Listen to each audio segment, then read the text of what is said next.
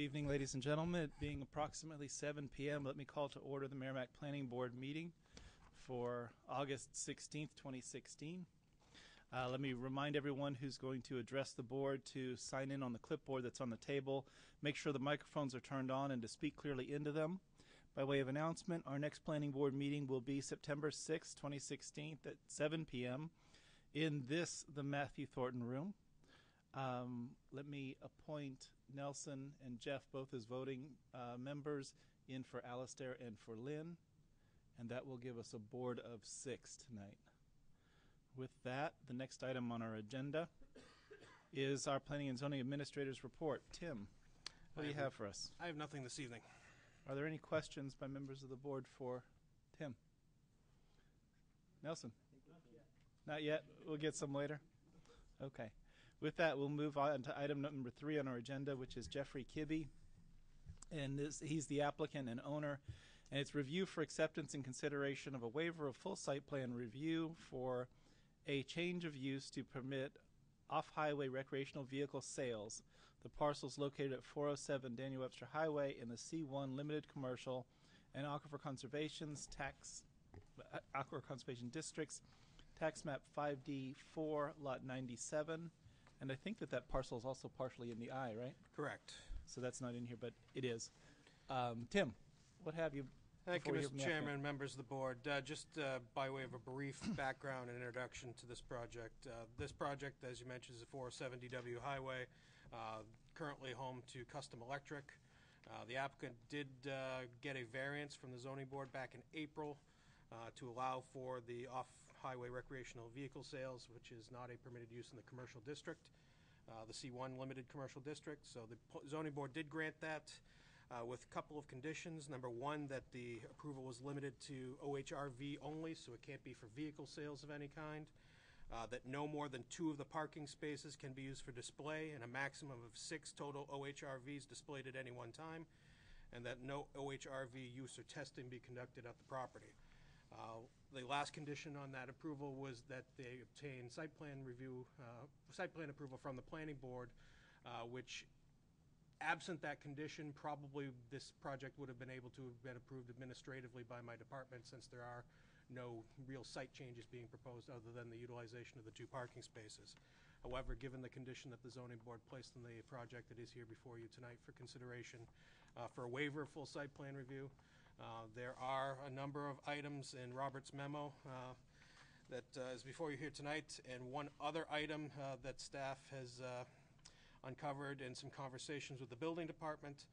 The building department has confirmed to us as of today that there are additions that have been made to the building since the last site plan was approved in 1992, and they have no record of building permits having been issued for those additions to the building at the site. So my recommendation to the board would be that in consideration, if you get to the point where you feel that the project could be conditionally approved, that the obtaining building permits for the after-the-fact additions that have not been approved be part of the precedent conditions of the project, should you get to that point tonight. Thank you for the introduction, Tim. I have one question before we hear from the applicant. With respect to the later additions, which require some building permits, since those are not reflected on any site plan of record, does the applicant have to remedy It would that be as well? my recommendation that the board request that the plan be updated to include the building footprints as currently exist today, rather than what's shown on the plan that they've marked up to this point. Okay, thank you. With that, please introduce yourself and tell us about your plan.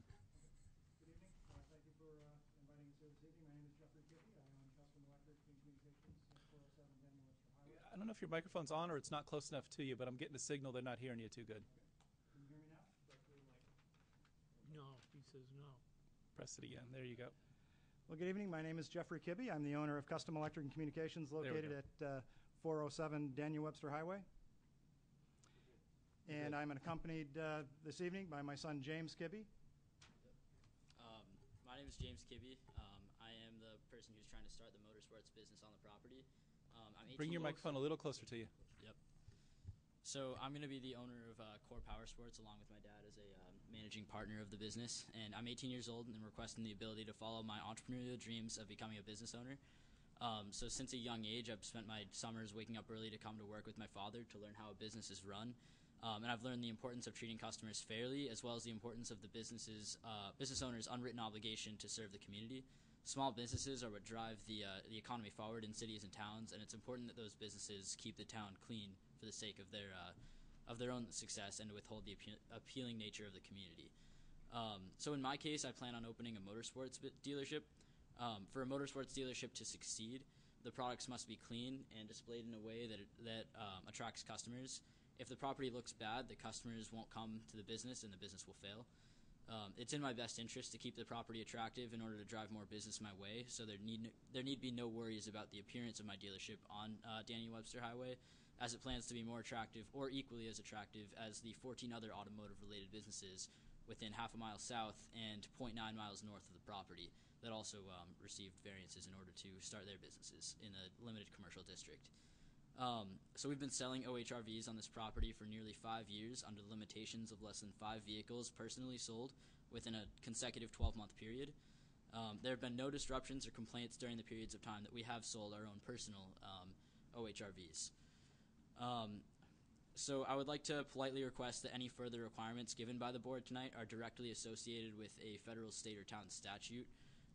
It wouldn't be fair to be discriminatory against me when other like businesses within the same limited commercial district are allowed to display their retail vehicles close to or along DW Highway, some even within eyesight of our property. The restrictions imposed by the zoning board already impose trade restrictions on our business, which are discriminatory when compared to the other 14 like businesses within the 1.4 miles of our property. Of the 14 other automotive businesses within 1.4 miles of our property, many sell cars and trucks, which has been restricted from the usage of our property, and display far more than 6 vehicles on the property, which was the restriction given to us by the zoning board. James? Yep. Correct. Brilliant. Good job. Your father should be proud of you. You've made a better presentation than tons and tons and tons of applicants with tons more experience. Thank you. You did a real nice job. I don't know if I'll always agree with everything that you had to say, but you did a terrific job for it. I would just like to add that, 10 years ago, I made a significant investment in the Merrimack community by purchasing Custom Electric from Tom Nutting, who still works for the company that he founded nearly 30 years ago. And, I've made significant improvements to the exterior of the property, making it look better aesthetically. And today, Custom Electric is thriving. We employed a dozen or so employees, and many of whom reside right in Merrimack. And I'm trying to encourage young people to follow their entrepreneurial dreams like I have, and to help them by investing along with them in the Merrimack community. And so I think tonight our goal is simply twofold, and that is to reiterate what James said, that we hope that we can, our plan can be approved as presented and as preliminarily approved by the zoning board, and that it's not, we're not treated in a discriminatory fashion to other like businesses in our area, and that any of the abutters are not allowed to make presumptive complaints to the board based on personal opinion versus any legal precedent.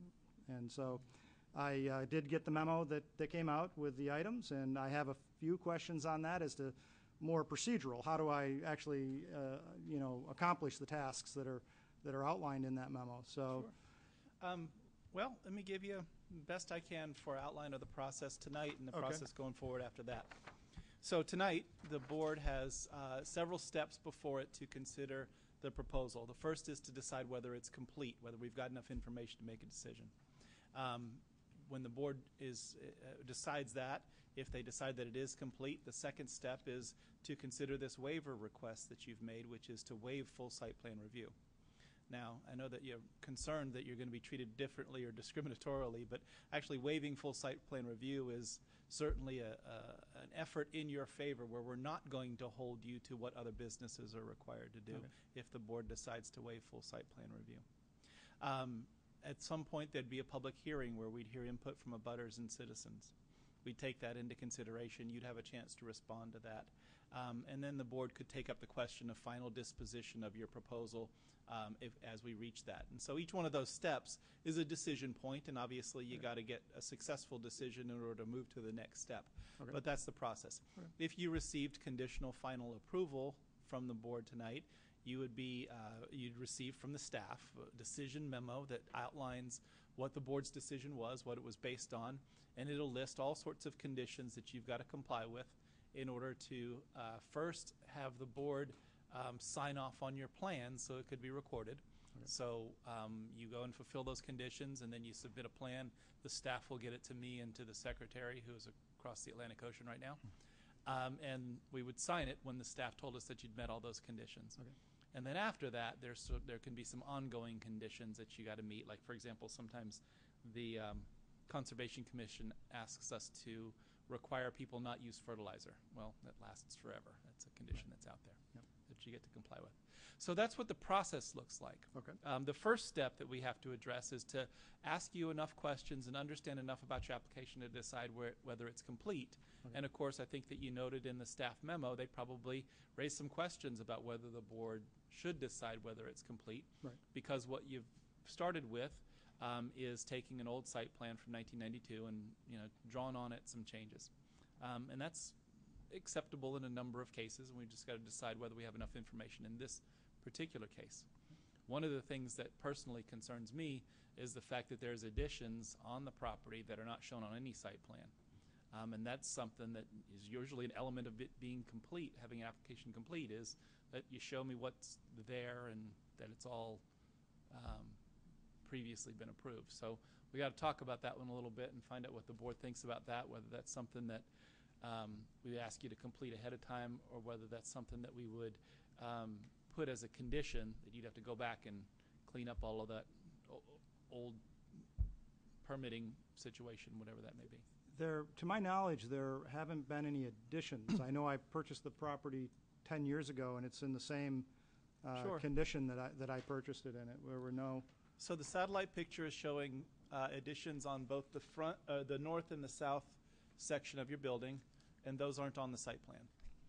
So what's on the site plan shows the very straight back of the building with a deck protruding and only a deck protruding. And of course, now your deck is even with some additions that have been put on there. Okay, those were put on the building prior to me owning it. Well, fair enough. I'm Okay. not okay. saying that you swung the hammer, but Okay. in some point in the property's history, Okay. some point in the property's history, somebody did an addition which Okay. should have required a site plan and building permits. Okay. And so the question before the board is to decide whether we want you to correct that before we'll take consideration of your application, or whether we would take consideration of it and just put a requirement on the end that says go back and fix those things. Right. I believe Tom would have pulled all those permits. I can't imagine that not being the case. Are there any Yeah. ways we can check the records on that? Well, That's what's what's happened so that- far is that the DPW, the building department's checked their records. Now, if you've got a permit and you can produce one, or you can go look in their records and find something that they overlooked, that's all it would take to resolve it. But Okay. so far, the building department has looked. If I can, the building department staff was asked if there were any building permit records on file past 1992, which was the last site plan that was approved. They Right. have no record of any additional building permits being pulled for any work on that property. In addition, because it's a non-residential addition, they Right. should have also been subject to site plan approval of some sort. And the last site plan we have before what you've presented here is that plan from 1992, which Okay. does not indicate the full extent of what's built on the property today. Okay. Okay. That makes sense. Yep. So you understand what those issues Yep. are. I don't know which way the board will go. We'll sort of Yep. see what the discussion is and what people's thoughts and concerns are. But I do want to offer you an opportunity to tell us anything else about your project that you think is necessary for the decision on whether the application is complete. And I want to ask the board members to ask you any questions that they feel are important for their understanding of whether it's complete. Does that make sense? That makes sense. Yep. Do you have anything that you'd like to offer on that particular point? Other than, Stage. we have complied by all the requirements to date with regards to the zoning. One of the questions initially, before we even went to the zoning board, was, they're going to want the building department, the fire department to know if there's any requirements on their part. And I did speak to the fire department. Actually, I spoke to John Manueli again today, and he said no, based on the fact that, we're not going to be storing fuel on the property. We're not going to be making repairs on the property. It's just going to be, displaying products limited to 6 out front at a time. And so there were no, issues related to that. So So tell me more about that you've been selling these OHRVs on your property for a couple of years already. Why didn't you come for site plan review or for us to consider a use back when you started doing that? Yeah, so under RSA Chapter 259-89A, it defines a retail. So what we were applying for at the zoning board was approval so we could open a retail vehicle dealer.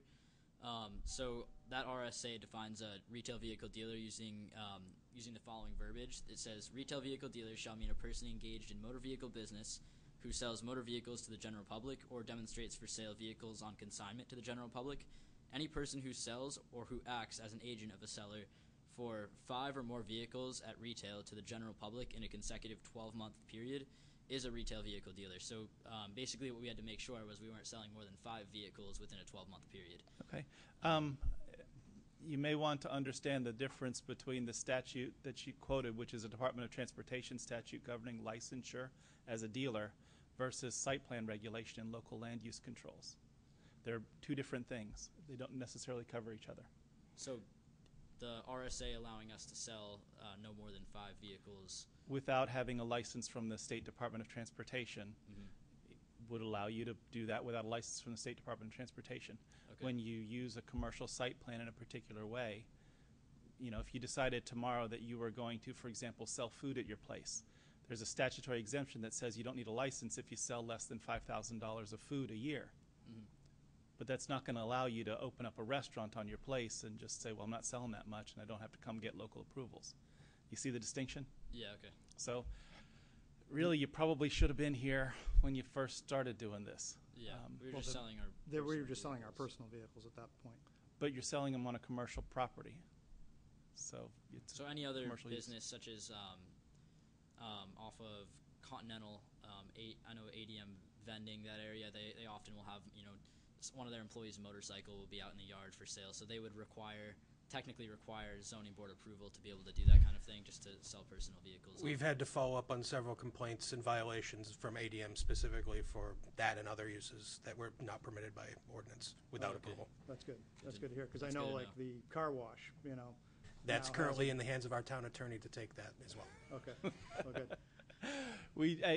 Enforcing these things takes an army of people, and we don't have an army of people, so it may not Right. be as rapid and responsive as you might think it ought to be. And of course, it depends on whose ox is getting gored, whether you want it to be Right. fast and responsive or whether you don't. But it is something that we diligently do our best to get after, and there's all sorts of things that regulate not just selling cars, but who has a sign or a sign that changes the lettering or flashing things or all sorts of things. And really, that's why we, you know, try to stay ahead of it, you know, to the best of our ability, you know, and be forthcoming with what we wanted to do even initially to try. I appreciate that, and I think that from my viewpoint, and I think the other board members have shared this viewpoint over the years, that when you find yourself in a place where you aren't strictly in compliance with things, fixing it is more important than beating somebody up over it. So, Which that's what we're planning to do. Is because we plan to do. I wasn't aware that I would have had to receive the approval in order to sell our personal ones before. But as soon as I knew I was planning to sell more than that amount, I wanted to make sure I was doing everything right. so I understand the zoning board gave you permission to use 2 parking spaces to display it, and there's also some information that suggests that you're hoping that 6 OHRVs will fit in those 2 parking spaces. Tell me a little bit more about the OHRVs you're selling, because in my experience, you're not going to get anything like 6 of them into 2 vehicle parking spaces. So their worry was that we would have too many on property. So what we made sure was, you know, maximum of 6. Right now, if you look at the property, we have 2 snowmobiles out there, and they you couldn't fit more than 2 in a parking space. You know, if it's a bigger snowmobile, you might not be able to fit more than 1, but maximum of 3 in each spot, so 6 vehicles total. So are snowmobiles considered OHRV, or are we talking about the 4-wheelers and the Snowmobiles razors are and all those things? OHRV. So OHRV is just off-highway recreational vehicles. So that includes dirt bikes, ATVs, snowmobiles, anything that's meant for off-highway use. Okay. Any other questions by members of the board? Nelson? Well, I've got some specifics on the plan if you want to get into the plan Probably itself, not but- until we decide Yeah, completeness. yeah. Mike? Could you explain a little bit about the building and how that will be used as part of your business? So building, well, that's pretty much just going to be used for the purpose of signing documents. If somebody comes in and have to sign a title to a person or have them sign consignment agreements, we'll have them come in. We have the proper amount of space according to the RSAs. We just need a space that's directly used for the dealership purposes. So I'll just have a room in the 407 Daniel Webster Highway, which I'll be. Which would be the main house on your site plan? Which is the main Yeah, house, right? Main Yep. house. And would there be any access by customers in any other sections of the building? No. So the OHRVs that you're selling will be displayed outside. Will there be any inside in a garage area or bay or anything like that? No. You bring them in at night, or you leave them out there? Or? We might bring them into the garage at night if it's like a motorcycle something that just to avoid it being able to be taken at night. But during Okay. when we're selling it, they're going to be displayed outside. Okay. Are you going to be a dealer for a brand, or are you going to sell secondhand stuff? Just pretty much use the stuff for now. I mean, I don't know about. He is, pending 10 years approvals, down the he's going to apply for his dealership license to be able to sell them, the titles and all that. No, understood. I just Yeah. know whether you're going to be a dealer for Honda or Kawasaki No. or something. I'm Not not right going now. to get a distributorship. Other comments or questions on completeness? What's the will of the board with respect to Yeah, completeness? actually, Jeff? I have a couple of questions. Obviously, you don't provide any services. We do not. No. If you sell one to somebody and it doesn't work, there's a problem with it, they don't bring it back to you, you don't buy it back, they're on their own? That What would is- just depend on the whatever warranty we allow. But we wouldn't be if in the case that any work had to be done to something, we wouldn't be allowed to do it. We'd have to outsource it to another company. So we actually, in order to receive the dealership license, we had to have another official inspection station sign off that we would be able to. Or I haven't applied for the dealership license yet, but I've already prepared it. We had to have an official inspection station sign off saying that we would be allowed to outsource. They would be willing to have us outsource our service to them. Oh, okay, so is For that somebody inspection local? purposes. Is that, It is, yes. Yeah. that is local? Local in Maryland. Actually, I have one more question about the three conditions that were given to you. The third one there, no use or testing may be conducted. What do you think that means to you? That means driving the vehicle in any way, shape, or form to test it. Because of the liability associated with that, there will be no riding, driving, or otherwise testing of the vehicles on site. That's just, If a person were to purchase one from you and they wanted to put it on the trailer, how would they do that? they would have to lift it and provide the means to put it on the trailer themselves. Which we have done before. Just to But transport. lifting it, not starting it, lifting it or pushing it or pulling it or Right. something, right? Yeah, just push it up there. Get a few guys. Okay. How have you been able to convince a buyer to purchase something if you don't start the engine and let them at least move it a little bit? If they want to use it, we'll take it to another location. Where it's allowed to be used. So you have the ability, the trailer or whatever you need to We do. load one up and take it somewhere. Where have you been taking them? Yeah. Well, just anywhere. I mean, we have taken it to people's houses to let them ride it around if they have trails at their house and they want to ride it there. I know, any place where they're allowed to use it. So if I'm a customer and I walk into your place, you got to go through all of that trouble before you can even try and decide price with me or whatever, haul it somewhere and let me take it for a ride? Yeah, Seems like an awful lot of that's effort. within those are the regulations that I didn't make the regulations that the zoning board imposed on us. I realized that was going to hurt my business in the future, and I didn't really find it to be as reasonable as I would like. I'd like to be able to make it as easy as possible to sell vehicles with the other 14 automotive related businesses that are within 1.5 miles of our dealership. Or of our property, they're all able to start their vehicles on property, but for some reason the zoning board decided that it was a good idea to give us the restriction that we can't start our vehicles on property. It's gonna make it more difficult. They're Definitely, sensitive to the fact that you got a residential use next to you, and the people that live in the Yeah. place next to you don't want the noise and the dust and the chaos of having somebody testing out a OHRV in your backyard. which I definitely respect, and I'm willing to abide by that regulation. Understood. Any other comments or questions with respect to completeness? Desiree? How do you primarily advertise your vehicles? Is it just signs on them, or are you guys posting it to like Craigslist or? I post stuff on Craigslist. There's different Facebook groups. I have a lot of friends that ride. I ride with a lot of different people, so if I know they're interested in something, I'll talk to them. But So it makes it easier to be able to set up something if you need to take something off-site then. Yeah. Okay. Thank you. What's the will of the board on completeness? One more question. How many do you expect to sell per month? Well, we're not allowed to display more than 6 at any one time, so I mean, it all depends Different on from how many do you think you actually would sell and deliver? um, One a month? depends on how business One a would be week? going. The hope would be at least one a week in order to stay profitable, but I guess I can't control how business would go. I'd like to be able to sell, as many as possible, but still obviously staying within my limitations of 6 vehicles displayed at once. Where are you getting the vehicles from? Craigslist, if a friend wants me to consign it for me. My own, I have my own personal vehicles, that I'll be selling. So will a customer show up with a four-wheeler on the back of their truck saying, James, please sell this for me? Yeah, it would be a consignment agreement. Have you thought about how that traffic or that presence of somebody appearing on your site would be managed? Yeah, we have the required amount of parking spaces given the amount of retail space we have. So, What if I bring in my OHRV and you already got 6? it'd be recommended that you call us ahead of time, but due to the limitations given by the zoning board, we wouldn't be able to display that one.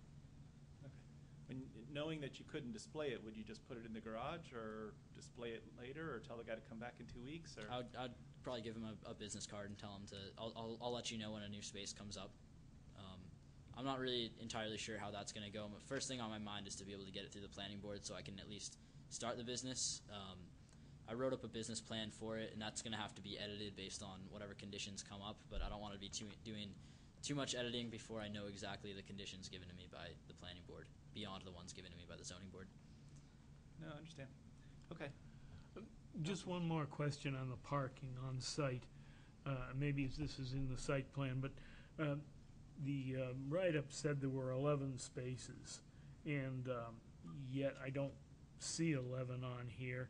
I see at least 2 of them are used up by the vehicles, and by the vehicles for sale, and the parking space number 11 seems inaccessible if number 10 was in use. And I just wondered, I presume you're talking about parking in the back of the building. Is that? Yeah, well, the 11 spots we named were the ones that were out front. One of them being inaccessible if the lot was completely full. But I know Tom stopped by earlier today, and he looked in the back and said, we have abundant parking in the back of the area. Not that would be the 11 spaces available. We made sure would end up being in the area that. But 2 of those 11 are used up by display vehicles. I believe it was 11 beyond the 2 on display. No, Yes. So what's on the drawing? I mean, you need 11 beyond the 2, but what you have on the drawing is 11 total spaces. Including 2 are used by OHRVs, and 1 of them is inaccessible. So what I can count in front of your building as countable spaces is 8. 8. And so are there 3 in the back as gravel parking, and are those part of your business? There's ample parking, as Tom will. I do see some hands going up. There'll be a chance for public testimony later. I don't want to let you jump in now. So Yeah, Tom, I don't know if Tom, you would want to speak on this, how much parking you would expect to see in the back, but I mean, I did see plenty of parking space, probably enough room for 8 or 9 vehicles back there, easily enough. But it's not my testimony they're trying to get, so Right. they want to hear from you. yeah, as to there's where you ample plan to there's park. ample parking both in front and out back. Okay. Okay. Other comments or questions? Do we have a sense of the spaces, the size of the spaces for the parking? There's certain requirements for that. I don't know if that was checked as part of the plan, Tim. And there's certainly number 7 is a very tight spot to be able to access coming in off the road, as well as number 6. But The parking section of the regulations requires an 18 by 9 parking space. This plan not being the scale, we're really not able to really tell if these spaces comply with that requirement. Just based on the quick site visit that my staff did over the last couple of days, it appears that there is sufficient space for at least the 8 that were mentioned outside of the 2 spaces being used in the inaccessible space, as shown as number 11, with sufficient aisle space as well for those. And then if you add in the unmarked gravel parking in the back, we do believe there's sufficient parking to meet the intent of the regulations. Oh, great. Okay. We ready to take up the question of whether the application is complete for review? Mr. Chairman, I would move the application is sufficient to accept it for our review. Second by Desiree. Any discussion on completeness? I'd Is it- offer Is that a motion to accept it for review, or Yes. is that a Yes. motion? Yeah, okay. that it's complete. Yeah. I think that I'll vote for the motion. I know that nobody else is commenting on it. I think I'll vote for the motion that it's complete, although I am concerned about some of the missing items on the plan. Yeah. But the reason that I would vote that it's complete is that the sale of a handful of OHRVs and a couple of parking spaces is a pretty innocuous use, and it doesn't sort of require a whole great deal of scrutiny.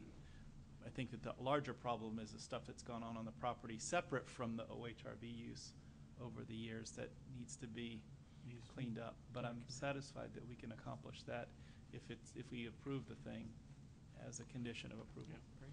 So with that, I'm reluctantly inclined to vote for completeness. And I know that. Any other discussion on completeness? All in favor, say aye. Aye. Any opposed?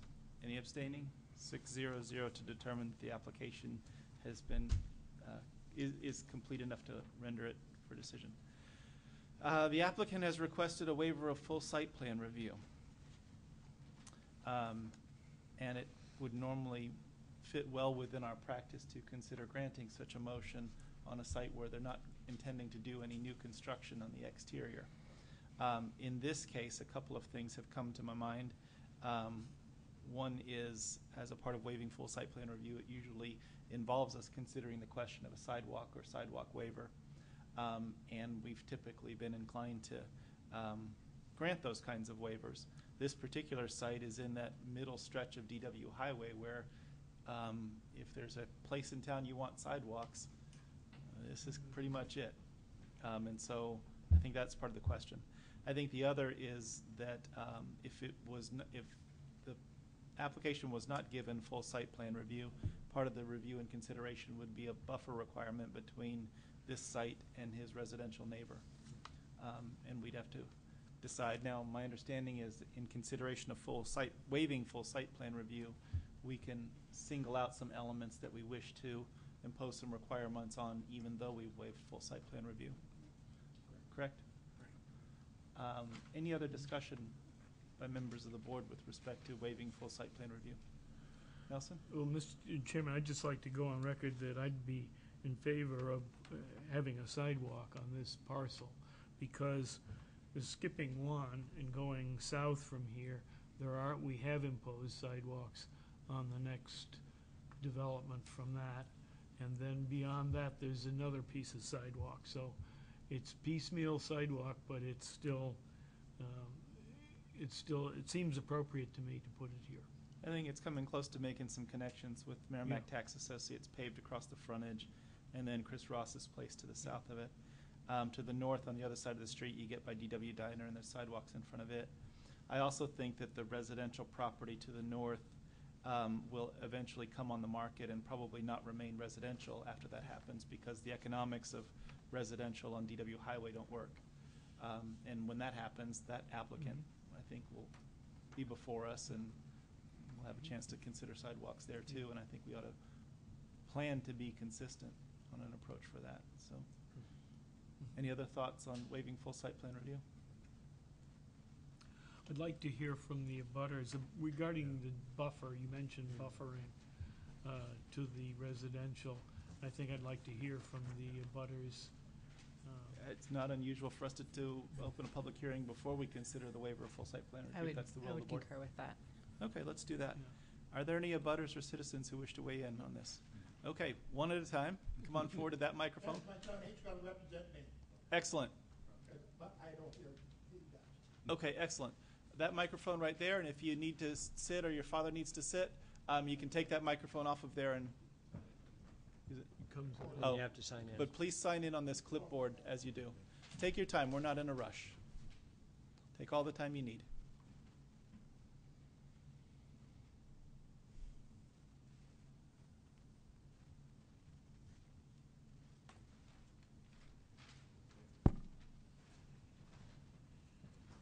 I'm Don Lewis Jr. I'm the abutter's son. Thank you, Don. Is the microphone on? It is. It is on? Okay. Okay, good. Perfect. Go for it. I'm the abutter's son. As far as we're concerned, the only site plan that's been done is in 1992. At that point, they told them to leave 30 feet between to change it to commercial then, which is now all paved, which is supposed to be all grass. When did they allow that these parking spaces that they're using aren't even official parking spaces? They shouldn't even be there now.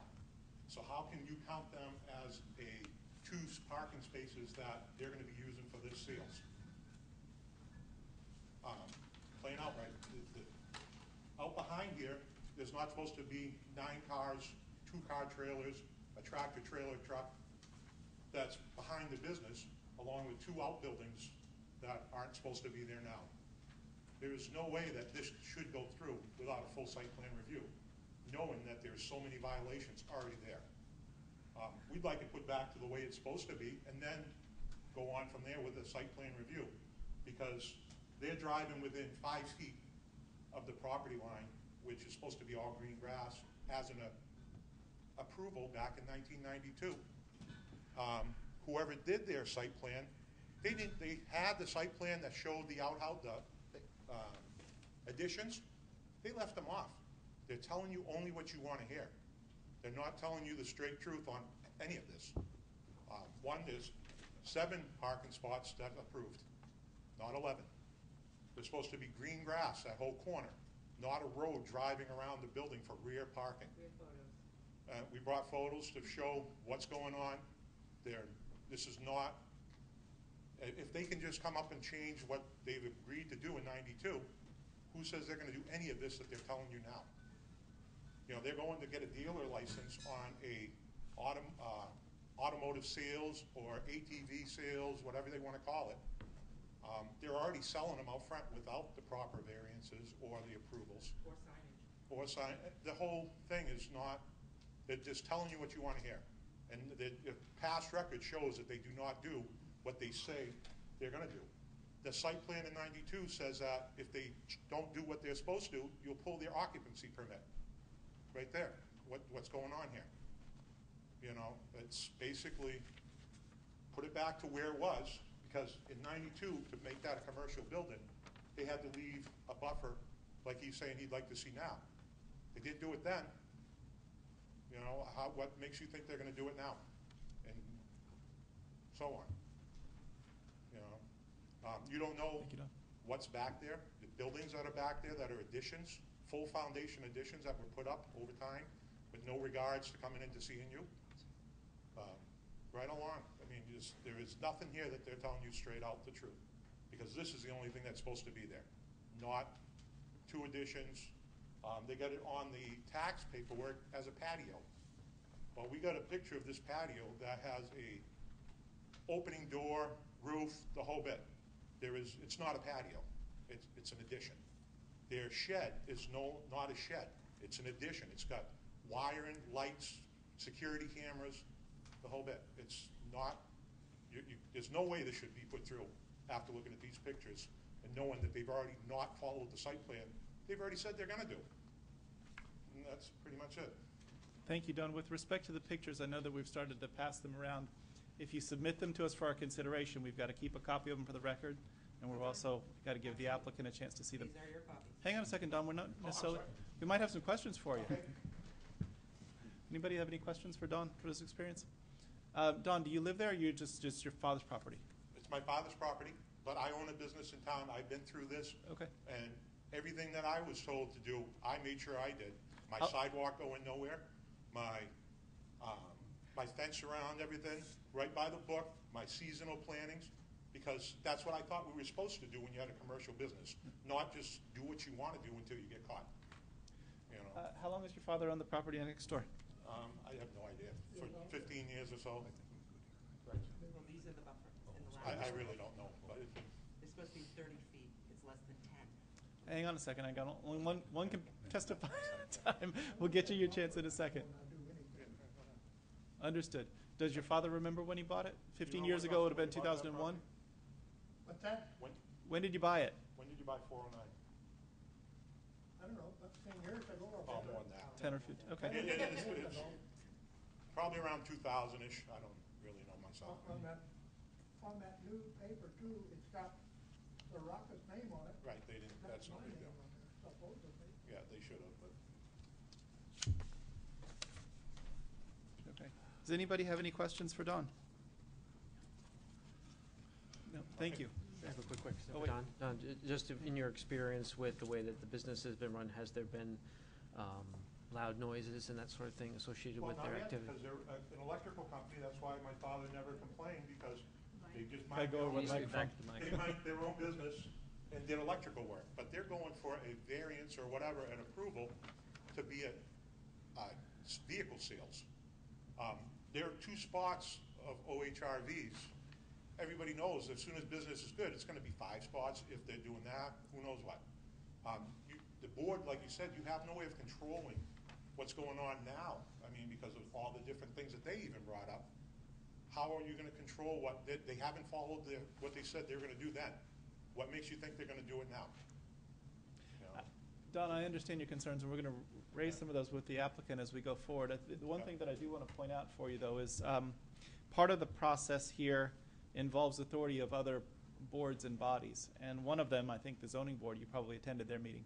When the zoning board gave them permission to use this With for a vehicle site plan. sales, Yeah. that question's over for us now. Now we're talking about, do they have a wide enough driveway, and are they set back Right, from the that's what- borders? And we knew that too, that's why Yeah. we requested the site plan. I mean, he could be selling lamps there. I mean, Exactly, but they gotta do what the site plan says though, that's Yes. correct. you know? Yeah. That's correct. And the site plan says that they don't even have these 11 spots. They have 7. You know? I don't understand The that. green grass, when are we getting that back? And the parking going around the house. And who's not gonna pick up a snowmobile to carry it in the garage every night, so they don't start it?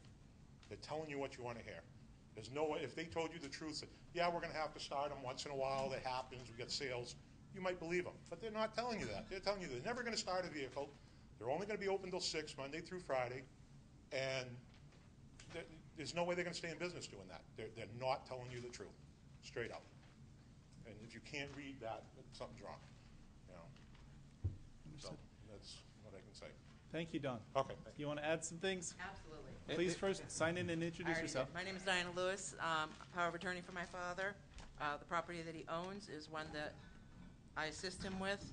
What we have is, 407 is currently being used for 3 businesses today. Amherst Information LLC, Custom Electric, and Stryker Technologies. This will be a 4th business on that same property. So it's not the point that they just keep adding businesses and adding businesses to the same existing one. They've obviously outgrown it, since they have 2 illegal additions and a tractor-trailer truck and a huge cleared parking lot in the back of the building. He said that he had 12 employees. 12 employees means 12 vehicles. Where are they going to park? So there's a great deal of things that they're not telling you. They also are supposed to have no parking signs on DW Highway, and particularly in the wintertime, people slam into the concrete wall that my dad has in front of his business, trying to stop for the red light. Now you're going to have people parked along DW Highway to go and look at these things that they have for sale. Hang on a second. Why do you believe that they should have no parking signs on DW Because Highway? that's what they said at the last hearing we were at, that they have to have no parking signs. I don't know that they've got the right to post any signs on DW Highway. That's what we were told. If I may, on that issue, the issue was discussed. If you look at the minutes from the zoning board meeting, the last statement is from Lenny Worcester, who is one of the zoning board members, stating that no parking signs is not something the zoning board can consider. It's a planning board issue. So it was discussed, but it is not part of the conditions of the zoning board's approval, and it's not germane to the ZBA's decision. I hope he wasn't suggesting the planning board's got the authority to. He's not. He's Authorize just saying signs that in the that right of way. type of issue is not a zoning board issue. They were to consider the 5 points of law. Okay. And those types of issues are planning board issues to deal with. Understood. Okay. So let's skip over the no parking sign issue, because I don't think that's what the zoning board required of them. What else you got to tell us? Well, basically that they're not telling you everything that they already do. They already have 3 businesses on this site currently today running. This will be a 4th business. How are you able to determine that there's Because 3 these are listed businesses? with the state of New Hampshire, his LLCs, using all 407 DW Highway, Okay. public record. That he's listing them as the office Office. address for the business doesn't necessarily mean that there's activity going on in the building. But though. it's listed as being in the office. You said that they had to have space for each business. The son just said that he was gonna have a special little place assigned for him. So this is 4 little assigned places in that one residential home. It's a small little house. Potentially, though, but being the official office of the Secretary of State doesn't actually mean that you've got anything going on in the building. Well, My additionally, law office is the residence office for hundreds of businesses. we have had people residing in a rental in that property and had to call the police because there was an issue because somebody was residing in the upper building. Okay. As long as that's not going on now, let's put that one aside too. How do we know it's not going on now? Well, if you have information that suggests that it is, share it with the proper authorities. Well, hasn't the property been inspected? We don't inspect the properties. So if nobody's inspecting it, how do you know what it's being used for? We don't inspect all the properties in town. I mean, we But don't go this is a around just knocking on business people's doors property. having a look. I appreciate it. Right. I appreciate your concern. Well, about what's additionally, going on. to get to the same point, the 30-foot buffer that was approved in 1992 is less than 10 feet now. I've taken photographs, and you can see them, that what used to be a full foliage line is now cut down to scrawny shrubs that you can see through. Those pictures are taken from my father's property. Okay, I understand that. I So definitely a think that 30-foot there's no buffer is buffer less there than now. 10 feet. He has a road that's paved to the back of his building with parking for many vehicles, which also means the display and use of these for-sale ATVs. And it's an aquifer zone. I mean, yes, it is limited use commercial. It's an aquifer zone. On his drawings, he doesn't say anything about the 18-wheeler bed, the tractor-trailer truck, that they're using for storage. They've already outgrown the site that they have, well and beyond. 2 additions, a tractor-trailer truck, 4 businesses in it, and he just keeps adding more and more and more. Thank you, Ms. Lewis, for your testimony. Are there any questions by members of the board for Ms. Lewis? Thank you very much. Are there other citizens or abutters who wish to weigh in? Nelson, I do have one thing to follow up. You'd asked when the building transferred. According to the assessing database, the most recent sale was 2006. okay, so about 10 years ago, just perfect memory. Right on, your memory's perfect. Better than 10 years ago, I don't remember. January of 2016. I'd have to Or go look 2006. at the deed. It's okay. You're all set, thank you. Yeah. Nelson, I know that this is probably stretching the memory a little bit, but that is your signature on the bottom of this 1992 plan. Yes, it is. It is, I admit to that. What is your question? The plan I signed is nothing like the plan that was presented to us. Well, the larger plan that was here tonight, did you guys have this larger plan, or am I the only one that got one of these? Everybody has one. We Everybody just got got one. it tonight, though. We just got it tonight. Yeah. So this one does show, looks like 6 spaces plus a garage, and that whole area to the northern end of the parcel is not paved, and it is got some drawings of landscapes in there. Do you understand, do you have a memory of whether that was intended to be a buffer for landscaping, or is that just what the applicant happened to put on paper? No, I have to make a comment there. Hang on a second. I don't really recall whether they called it out as a buffer or not, but to me, it's clearly shown on this, the way it's shown on this plan, which we approved, shows it as an unpaved area, as a grass area, and it shows some trees in there which are since disappeared on the new plan. And you notice in the, where the 30-foot, that 30-foot setback, or whatever it is, it shows some trees which are no longer present on the newer plan. And the paving is shown on the new plan, which is not, this was not paved. In fact, the parking spaces were shown as gravel in the plan we approved. And so what was not gravel was grass.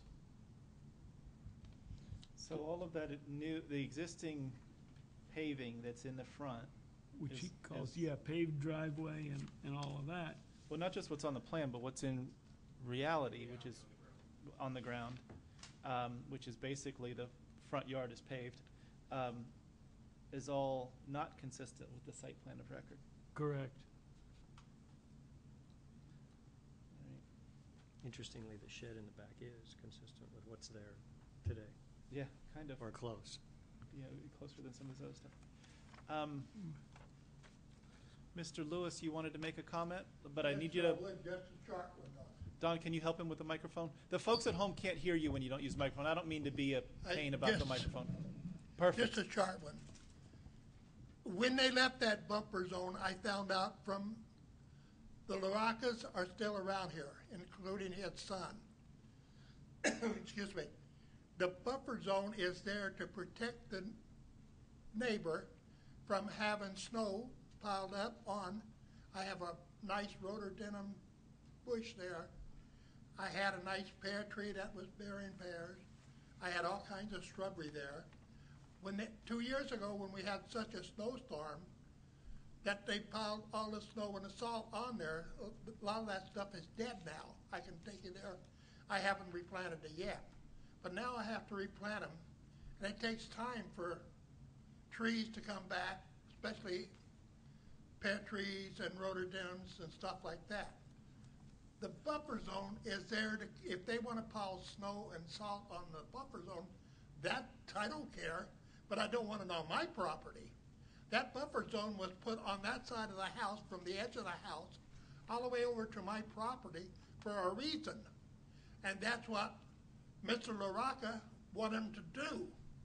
But instead, it has an asphalt parking lot. Take the parking lot out, put my buffer zone back, and I'll be happy. Take that parking lot right out of there and put the buffer zone from the corner of the house all the way over to my house, and I'll be happy. I'll plant the trees again. But I'm not going to keep letting things get tore all to hell without saying something. Thank you. Thank you, Mr. Lewis. Don, can you help him sign in on the clipboard so we have his name? Thank you so much for that.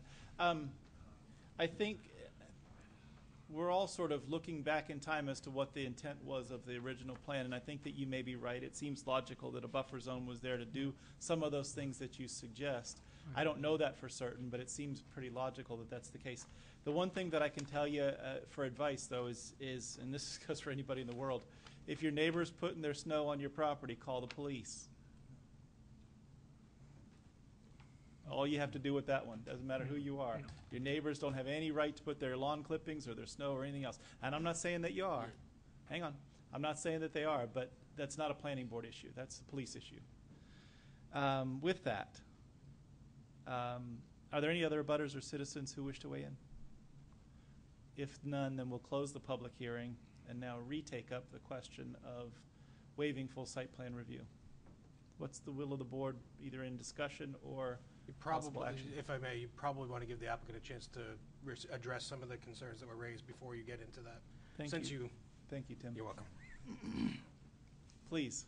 Really, nothing other than I bought the property in 2006 as it is today, as it sits today, other than seal coating the blacktop that was there and improving the aesthetics of the front.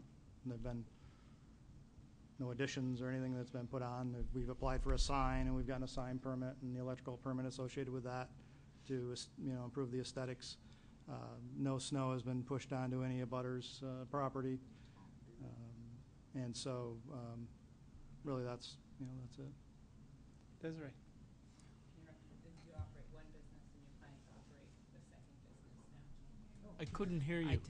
Sorry, you operate two businesses. If you get the dealership, you've got the Custom Electric, and then the dealership if we approve it. Okay. Are you Thank aware you. of these other businesses? about these other Amherst businesses? Info and Strike Amherst Attack? Information Group is just an LLC. It's a real estate holding company that is basically the landlord for Custom Electric.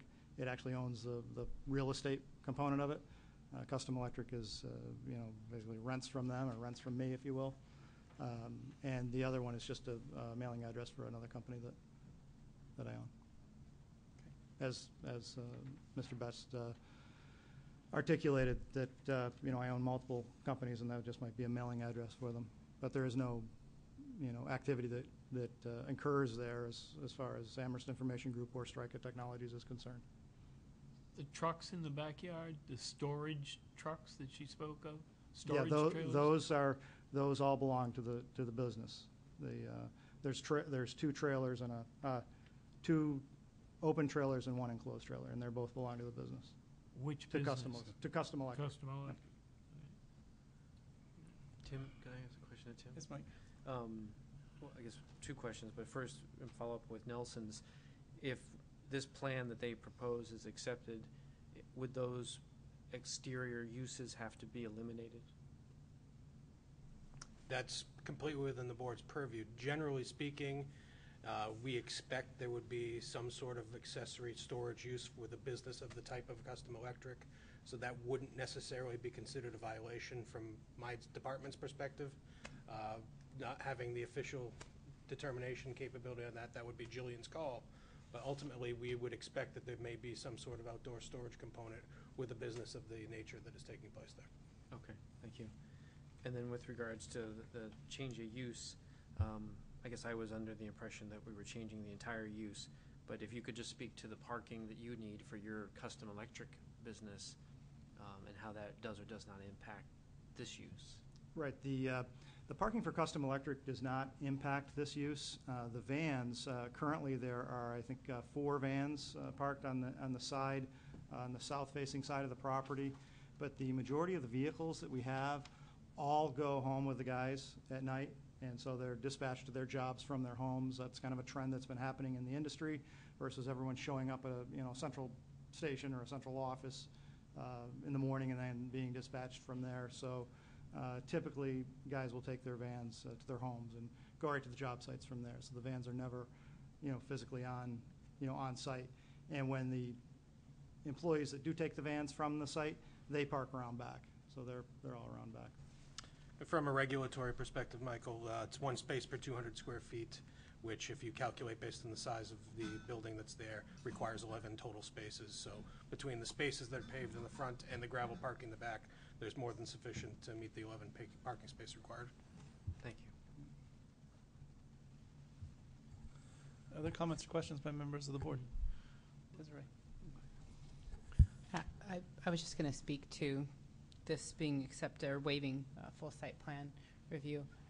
The big thing that we want to see is that all the stuff that is on the site today that is going to stay on the site today is shown on the plans. Any of the outside buildings that you have, the auxiliary buildings, how the paving is that you want, the buffers, as we discussed through them tonight. We need to see the final stamp drawing showing exactly how it is today. And that's with a full site plan, that would be required. If it's a waiver of full site plan, you wouldn't be requiring professionally engineered plans. That's the question before the board right now. Well, I'm not even saying professional. I'm just saying you mark up the plans to show accurately, like. Well, when you said stamp, I just assumed. No, not okay. stamped. Not stamped. If I said stamped, I didn't mean to say stamped. Okay. No.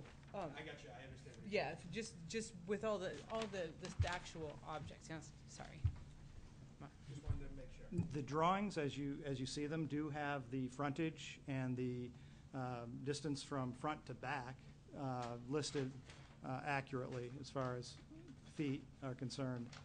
And the drawings that you're looking at that were submitted are the drawings as it is today, as the property is today, as Tom will attest, and it's what we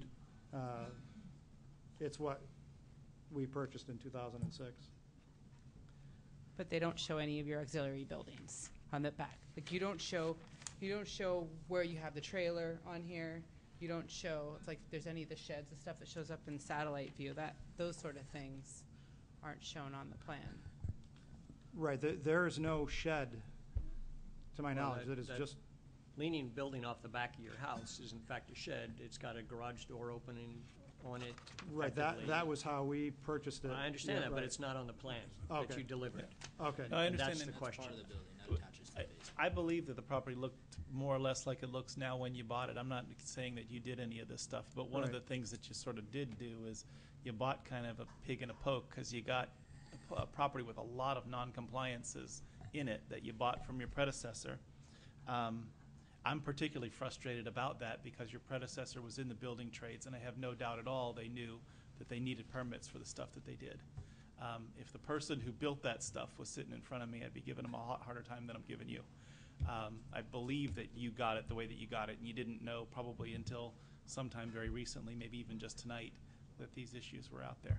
Right. So I'm not blaming you for those, but unfortunately, you got the site plan that now has to get into compliance one Okay. way or another. So if we simply edit the one that you have, that I guess to more accurately reflect maybe dimensions of what the footprint of the building is, I guess, that, Maybe, but actually the footprint of the parking is more of a concern in my mind right at the moment than the building. Okay. Mike, from a drainage standpoint, the pavement that's involved in this versus the pavement that's involved in this, and what does that do to us with drainage calculations and engineering and all of that? Are you comfortable, knowing what you know as an engineer, with saying we don't need to know any of those answers? I don't know the grading, so that would be hard for me to answer that question. Does it route towards Daniel Webster? Obviously, going from grass to gravel or paved would increase runoff. So where it goes and how it's managed is unclear. It's also not clear whether it goes to the abutter to the north. Without some of those particular details in the site plan, I couldn't speak very specifically to whether it's managed correctly, but I could certainly tell you that there is an increase. Just the magnitude is probably minimal, but still can be significant under rate events that are intense. So if I may? hang on a second, one more question, Mike. If the property looked like this 1993 plan with a paved driveway up to the garage and then gravel on the side for 6 spaces and then grass around it, if that's what truly existed there today and this applicant wanted to pave to make what's actually there today, would you be in support of having him do that without peer review and engineering? No. Yeah, I think, no, I would not. I was afraid the answer was going to be. when I purchased the property, there was a Phase 1 environmental investigation done on the property, and we do have paperwork pursuant to that, if that would help alleviate any concerns. or Phase 1 does doesn't address the drainage, it addresses the environmental liabilities of the Okay. project, yeah. Okay. Other comments or questions? Nelson? What we have doesn't represent what was on there. And I think we need, I'm reluctant to accept this I'm reluctant to waiver the site plan requirements, those requirements for drainage, et cetera, and buffering. I don't see buffering on here, and I think that's something we should consider here. With respect to the buffer question, looking at the regulations, this would require buffer category C, which has 4 different options, one of which is as narrow as 10 feet if it has a 6-foot stockade fence. So there is an opportunity to make a compliant buffer here, but it would need to make sure that we go through the regulations to ensure that that takes place. But there is sufficient room there to have a compliant buffer category C Yeah. with any approval Yeah, that I'm takes sure there place. is enough room. I just don't see it here. Thank you. If he was doing a buffer category C with a fence, the 10 feet's got to be outside of what he's paved, right? Correct. So it looks like that's a close call. Maybe there's 10 feet of unpaved. At least on this That's the little plan that we testimony got. we've been receiving, Yeah, that there's 10 feet. that there's 10 feet. Only 10 feet, I think is what they were saying. Okay. What's the will of the board with respect to considering this request to waive full site plan review? Mr. Chairman, just another comment. I guess I'm at a little bit of an impasse here. The gentleman bought the place 10 years ago. It's been like this that entire time, if not longer. To look back at a 92 site plan and say, well, it's not meeting this plan, therefore, I don't know where grandfathering comes in or where you deal with it. I mean, I've seen this place with the additions on it, the driveway around and things like that for years and years and years driving past it. So I'm having some heartburn over looking back at the 92 plan and saying, well, that's our starting point. That's where we have to be going from. It's all we have on record. But it's clearly not what's been there for a long time. And I think everybody can attest to that. I don't know. When I looked at what they presented to us, I recognized that as what's on site and took that to be where we could work from. If we have to go back to 92 and start from there, it becomes a completely different ballgame. I would add to that I'm sympathetic to the idea that parking a couple of OHRVs in the corner of the pavement that's been there for 10 years and putting a for sale sign on them doesn't really move the earth all that much. At the same time, this is the last time we saw something that was out of compliance like this was the landscape yard off of whatever Railroad Ave or Rainbow Ave or whatever it is. Railroad, and we sent that person back to get it right. Yeah. Yeah, I would agree.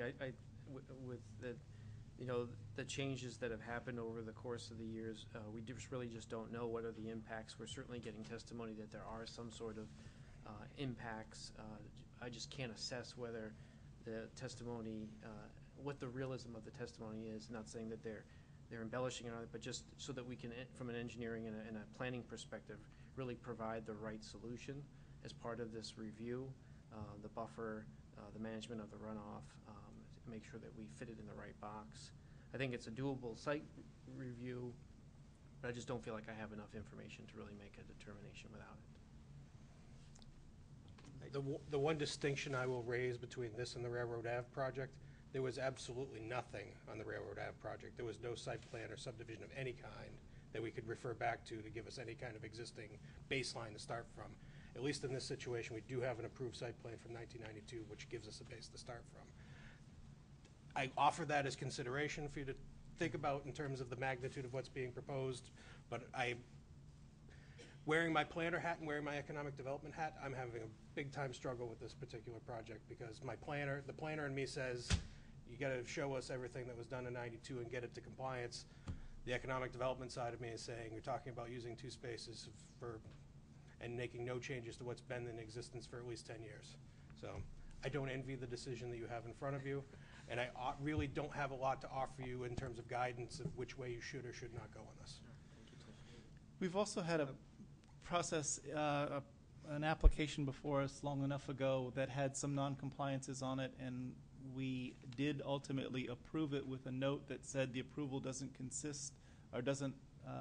constitute approval of any potential non-compliances that exist, or we're not blessing any of your past sins. We're saying you can do the new thing that you're saying that you can do.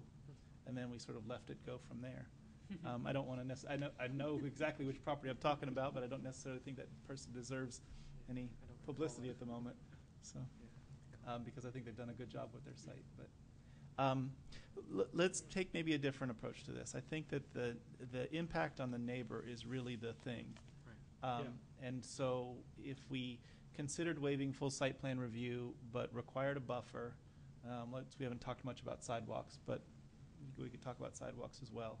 If we do the buffer, if he's going to do it in 10 feet, it has to have a stockade fence of at least 6 feet in height. That's going to go a long way to solving what the neighbors are after, which is noise and visibility and pushing snow over my line and those sorts of things.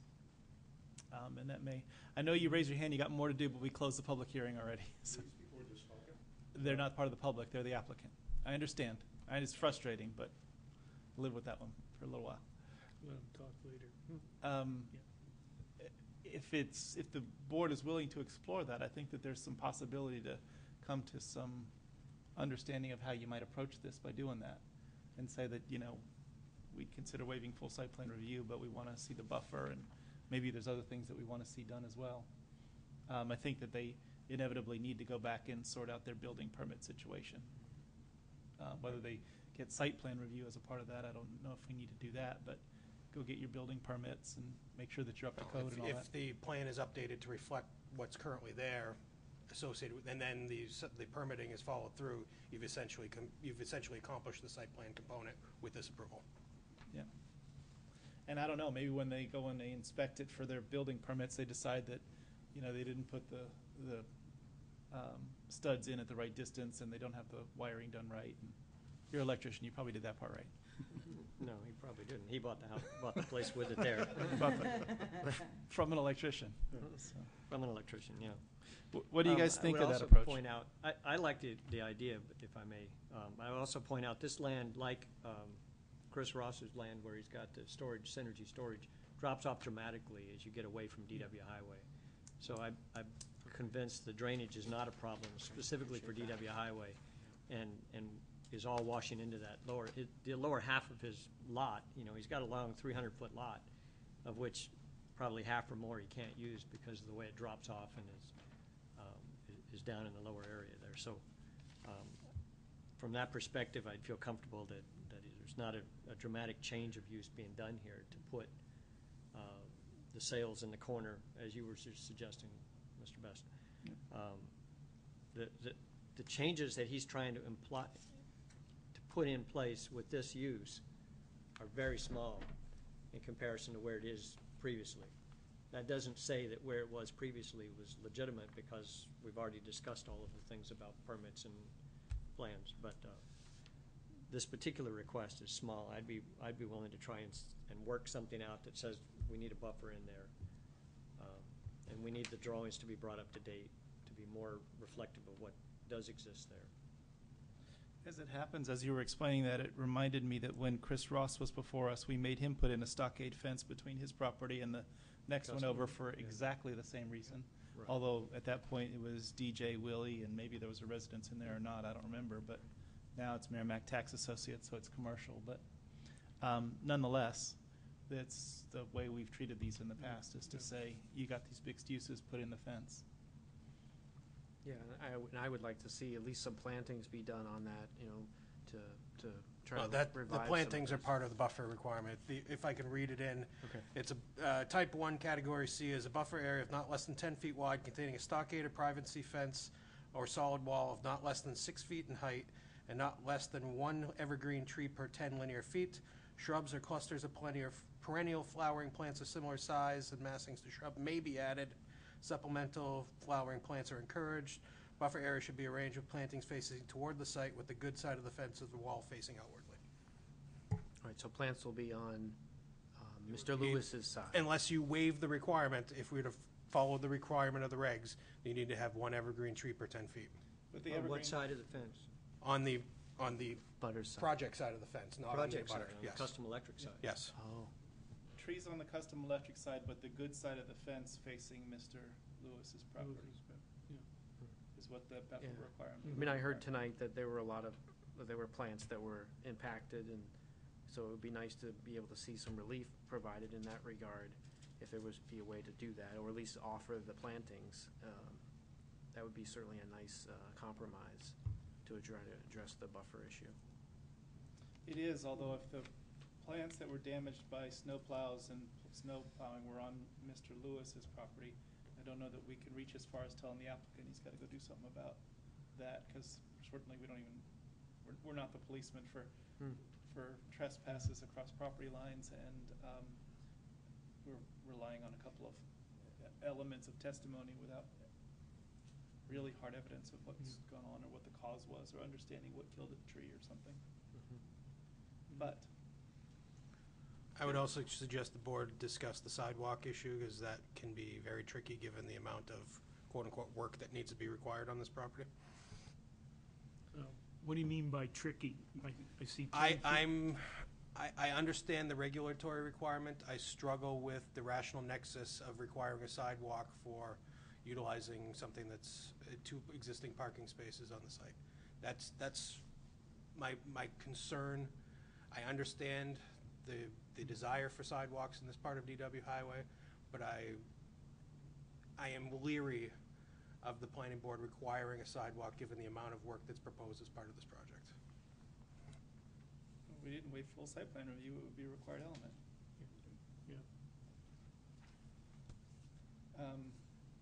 Anyway, I'm with Nelson that I support the idea of a sidewalk. I am sympathetic to the idea that there isn't a whole heck of a lot of development on this property that's going on here. But it's certainly a fair trade-off for compromising on all of the existing non-compliances and not putting it through full site plan review and having some engineers do drainage calculations and then punch holes in his driveway to put some drainage in and do all of that sort of stuff. So May I ask a question? As Yes, it please. relates to the sidewalks, with regards to the stone wall, that decorative stone wall, would that have to eliminate that then? Not necessarily. I think you've Oh. got, on your drawing at least, you've got 10-plus feet between the edge of pavement and your rock wall, and I think when I looked at Google Maps, it looks like it may even be more than that. There's ample space out there. You need 5 feet wide paved pedestrian way to do a sidewalk. It can be concrete or asphalt or whatever, but 5 feet is all you need. So the grass that's there now would be turned into asphalt? Half of it Yeah. is 10 feet now. Yeah. I think the ideal design would be to have some strip of grass between the edge of the roadway and the sidewalk, and then a sidewalk, and then a little bit of grass between the sidewalk and the wall. That way you break up the pavement, and you let the water infiltrate a little bit. However, there's other ways to do it. Sort of, I wouldn't necessarily tie you down to doing it as if I was your designer, because I'm not. The other concern I have, again, I've got to raise the concern is, if you're going to require a sidewalk, we're going to need design for that sidewalk. And if you're waiving full site plan review, who's designing the sidewalk?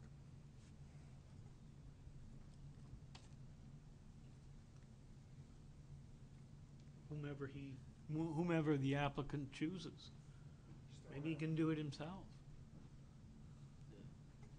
Requiring within the right-of-way or on the property?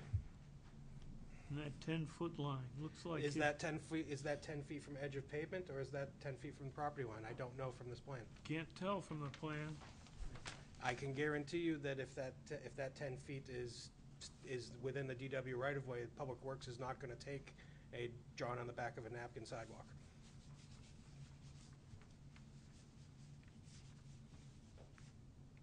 We'll have to cross that. Well, I bridge. understand the desire for a sidewalk, but I could not be in favor of a sidewalk in this condition, as a condition of approval for this use.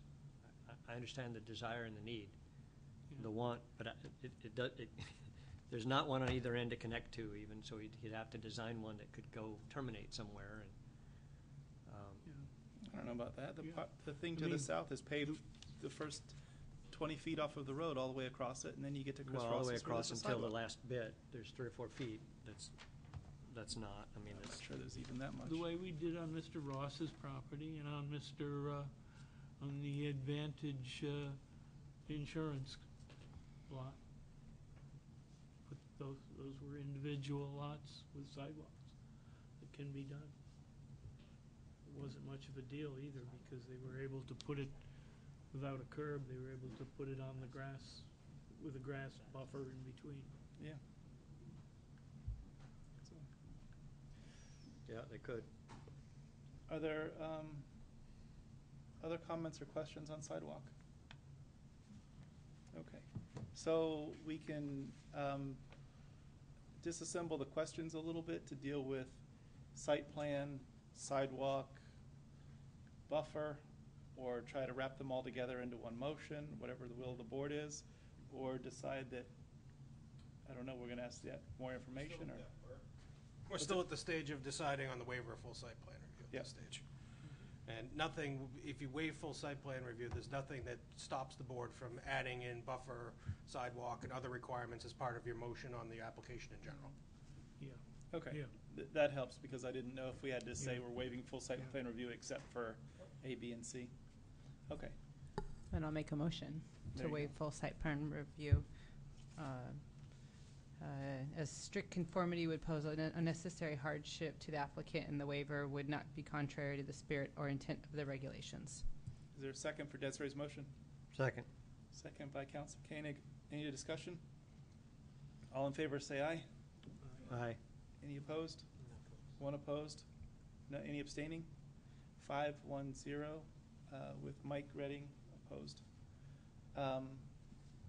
So now that we've waived full site plan review, it's an opportunity for the board to have either further discussion or consider other requirements for what we are going to ask of the applicant. And I think in addition to sidewalk and buffer, there's some technical requirements as to what we would want on the plan and what the notes ought to say. These notes appear to be carried over from the 1992 plan and don't necessarily apply to the addition of a OHRB business where it talks about the use being allowed as a matter of right and all those kinds of things. It's not a issue of grandfathering and some of those things that are in the notes. I think that we would also, from a technical requirement, require the applicant to at least prepare a hand-drawn markup that shows the buildings that are actually there on the site and where the pavement starts and stops and what's actually in existence. And even if it's not to scale, verify the dimensions that are shown on the plan are accurate. So that where it says 10 feet, make sure it is actually 10 feet. What's the will of the board? Well, first off, I'd take issue. I'd want it to scale. Whatever he puts on here, let's put it to scale. And that's not a hard thing to do. Well, it's If you not go hard out to and put measure the dimensions. buildings and put them on to the proper scale. I'm not sure that it's that easy for a layperson to do, but Then he can get help from the next door neighbor. The other thing is, I would like to hear from this neighbor who wanted to speak to the buffer issue, and you cut him off because he wasn't ready. I'd like to hear from him before we go too far with that buffer. The other issue I will raise is a question about the buffer to the south, and that there's no buffer on that side. And have we heard from that abutter? And do we have similar issues there with being? There is no buffer requirement there because it's like use to like use. Okay. it's Okay. also I don't know if Paul rents or owns the building, but it's Paul Belfiore of Merrimack Tax Associates. Uh-huh. And I'm sure that they got notice of it as Correct. It's a C1 use to a C1 use, so there is no buffer required there. Okay. With that, let's opportunity here with respect to the buffer question. Microphone again. I don't mean to be the microphone police, but the neighbors, like I said, the folks at home can't hear. Don Lewis again. Basically, what I'm standing from the board here is if it made it by 10 years, you're free and clear. Doesn't matter what the town said to do back then, what they required, as long as you don't get caught within 10 years. The sidewalk deal, you made me and hundreds of other people put in sidewalks in this general area. Made to fit, designed properly by the town, the state, whatever. Am I allowed to sue you guys for saying, why can't they follow suit? Are you leaving yourself open as a board to saying that what's good for one is not good for everybody? What is going on here? This is not right. You're skipping out on everything you make the rest of us do in town because either he's a young kid trying to get a go of it or whatever you want to look at it as. But you're not following suit of what you're here for. You're here to follow the rules of what your town wants done. And that is, this needs a full site. You don't know what he does with his ballasts. You don't know what he does with his trash. You don't know where the snow is going. You don't know where the drainage is going. None of this is answered on these plans. The plan he turned in is not even, what do you do, forget about those two buildings that were illegal and left them off accidentally? And you're letting them go with that? Something is not right here. Read between the lines here, do your job the way you're not being consistent here. You're letting this slide through because, it's only taking 2 spots. Well, those 2 spots aren't even supposed to be there. How can you say they're only taking 2 spots? Those spots aren't there. They're not supposed to be there. You're letting them say, well, it's been 10 years, nobody cares. He's saying he didn't put them in. It don't matter. It's a commercial piece of property. He should have knew better when he bought it to have it checked out. When I bought my property, I checked it out. I made sure it did this contingent upon site plan, this and all that. What's going on here? You're not being consistent with, you're just saying you made other people do sidewalks 200 feet down the road or whatever. But he's going to get by with just paving the grass without having it set back properly. This is Daniel Webster Highway we're talking about. That whole area should be widened as is, never mind just letting them get by putting in a sidewalk that's 3 feet wide instead of the 4 feet, or whatever the cases may be. The engineering standpoint, the drainage standpoint, the snow, where that's going. Everything. You don't know any of this. Can any of you answer any of that? Where's the snow going? Where's the water going that hits the pavement? You don't have any of that information off his plans. He left stuff off the plan that he knew was illegal. And you all know that. And you're still looking the other way. Thank you. Thank you, Mr. Lewis, for your testimony. Any other butters that wish to weigh in? Okay. Close that again. What's the will of the board, or discussion or possible actions?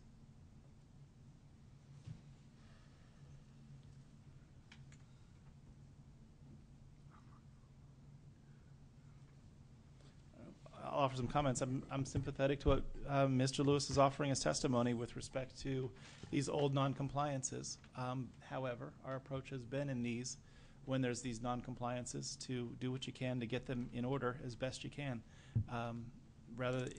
It's never been our approach in town to try to haul somebody out to the woodshed and see how much pain we can cause them because they've gotten themselves out of compliance with something.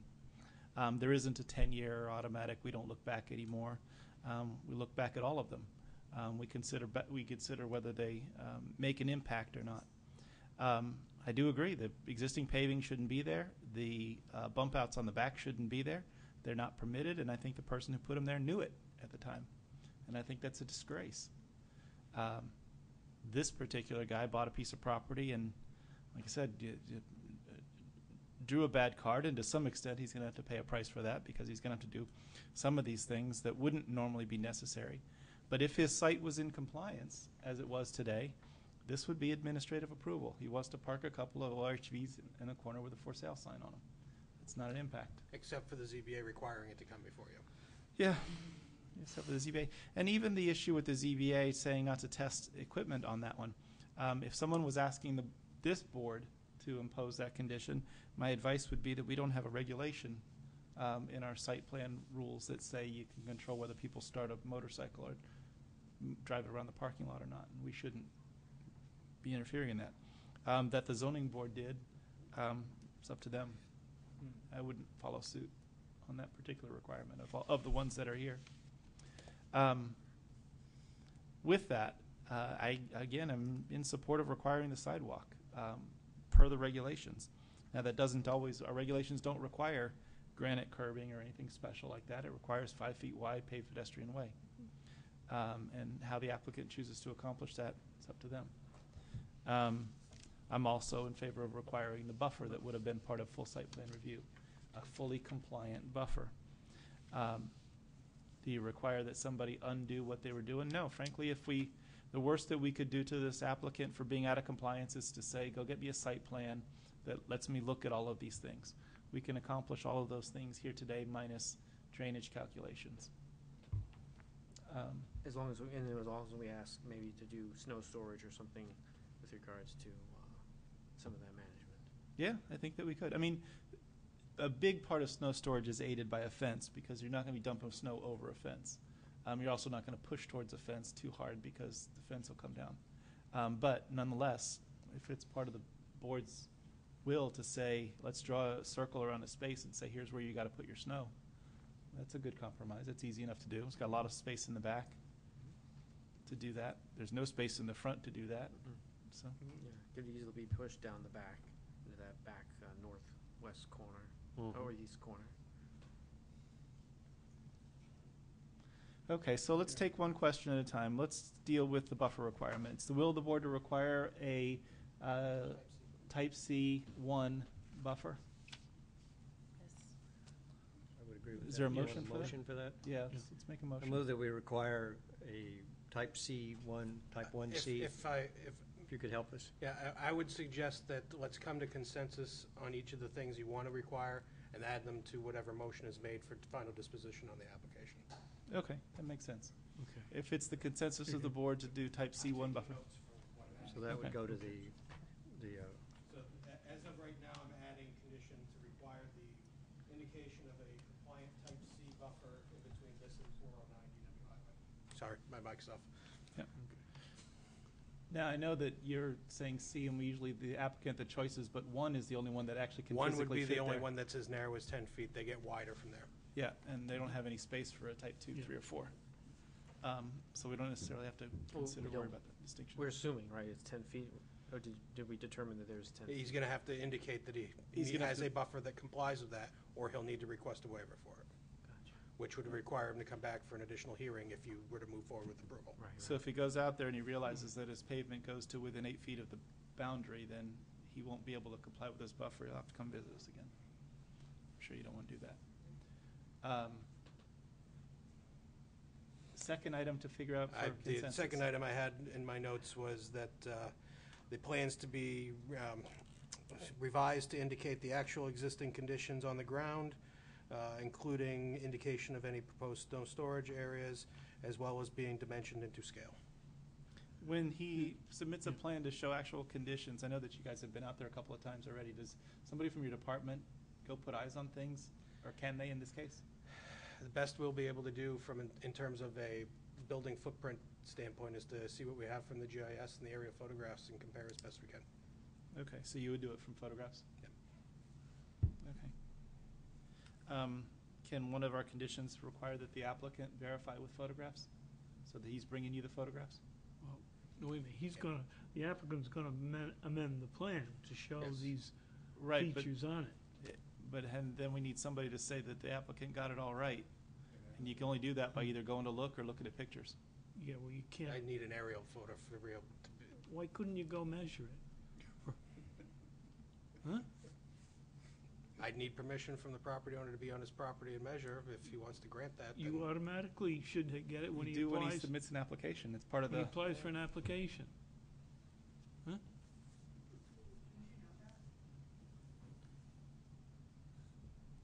it's not a typical requirement that my department handles, but if that's the will of the board, we'll take care of it. Okay, all right, he'll take care of it. okay. So we're going to update the plan to show everything that's in it. We've got to get a corrected set of notes. And I don't know if we need any notes at all, but we don't need these notes. That's item 10 from Robert's memo addressing and adding the notes to the plan. What notes did Robert ask us to add? The purpose of the plan, noting all applicable zones, updating the parking calculation, indicating the water and sewer source, noting the variance history, including the dates and conditions of approval, adding the planning board signature block. Okay. If the applicant needs help figuring out what specific notes to put, you We guys can will certainly help. help out. Okay. What's the will of the board, or the consensus of the board on the sidewalk issue? Should be there. I think it should be there. I think it should be there. 3 there. 4. No, 5-1. It's not really an official vote, but the consensus of the board is to have a sidewalk. What's that? Should we make the movement then? I want to make sure we've got Is anything, there a note everything that you else. would add Getting everything to the together. conditions? Snow storage? I got that. He got that, yeah. We want the applicant to designate a snow storage space. Do we want to be specific and say at a specific place, or? There's no regulatory requirement, it just has to be indicated on the plan in a spot that makes sense. The other item that we haven't discussed that I've mentioned early on is that any outstanding building permitting for the items that were constructed without permits be addressed prior to plan signature. Okay. I think I'd also, this is probably already in Robert's conditions, and it's definitely in the zoning boards, but it needs to be very clear that the 2 spaces available for vehicles and a maximum of 6 means 6 within 2 spaces. Yes. And not either or. That's general condition number 2. Perfect. Other comments or questions or things that we would see incorporated into? The only other item I would suggest is actually a subtraction from Robert's memo. Condition number 3, which is mimicking the zoning board's condition regarding use and testing. I think that's better left with the variance and not necessarily needs to be added with the site plan approval. How the items 1 and 2 are definitely specific to the site plan. However, the enforcement on the testing and use of the property, I don't know that's necessarily a site plan issue. It's a use issue that's more likely, it's better associated with the variance. The variance condition still stands. That would be what the town would enforce, but I'd rather see it tied with the variance rather than the site plan. I think that makes sense. I know that you mentioned in the notes that Robert would have put on the plan, identifying the parking calculations and all of that. I think also the parking spaces ought to be appropriately numbered so that the 2 display spaces are not numbered as parking spaces, and at number 11 is not a numbered parking space. So that we'd have 1 through 8 in front, and then you can have a note that says there's 3 or 5 or however many more you want in the back. But let's not have a approved plan that numbers 1, 2, and 11 as spaces. Other comments or questions? No, I think that pretty much covers it. Okay. With all of that in mind, and I assume that the motion would suggest all the conditions in memo plus all those just outlined, is the board willing and prepared to consider a motion for final disposition? I'm willing to make such a motion, Mr. Chairman. Okay. I'll second it. without reiterating them all. Thank you. Motion by Nelson, Yeah. second by Mike to Yeah. grant conditional final approval subject to all the conditions in the memo and all of the conditions just outlined here tonight. Any other discussion? Includes removal of general condition 3. Part of the discussion. What was general condition three? That was the one about no user testing. Oh, okay. on site. Again, to reiterate, that condition remains on the variance, but it would not be part of the site plan. I didn't quite hear what Tom said. Tom, what was your point? Just of- verifying what Tim had said earlier, the removing number 3 under the removing general that. and Okay. subsequent conditions. Okay. Yeah, okay. Any other discussion? All in favor of the motion, say aye. Aye. Any opposed? 2 opposed? 4-2-0 to grant the motion with Counselor Koenig and Desiree Falk opposed. So, you have conditional final approval subject to a long list of conditions that are going to be sent to you by the department. Some of them aren't necessarily the ones that you wanted to see with respect to a buffer and a sidewalk and all of that. You got some other less involved things to accomplish, but with that, you have the ability, once you've met those conditions, to submit your plan for signature and go ahead with the business. All set? All set. Okay. Thank you very much for participating in the discussion and explaining a pretty complicated situation for really the use of a couple parking spaces. Item number 4 on our agenda is continued public hearing for zoning ordinance amendments. The planning board will conduct a public hearing to consider recommended amendments to section 2.02.1 and section 17 of the Merrimack zoning ordinance pursuant to RSA 675-6 and 675-7. This agenda item is continued from the July 19th and August 2nd, 2016 meeting. All right, Tim, we finally get your presentation. Don't forget to introduce yourself for the folks at home and sign in. Thank you, Mr. Chairman, members of the board. Just give me a moment for the projector to heat up here.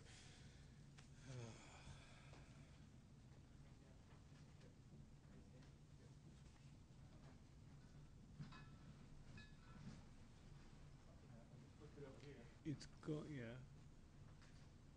He's got to turn on this projector. It's green on this side He's- now. Yeah, it's green. Green flashing. Is it? Okay.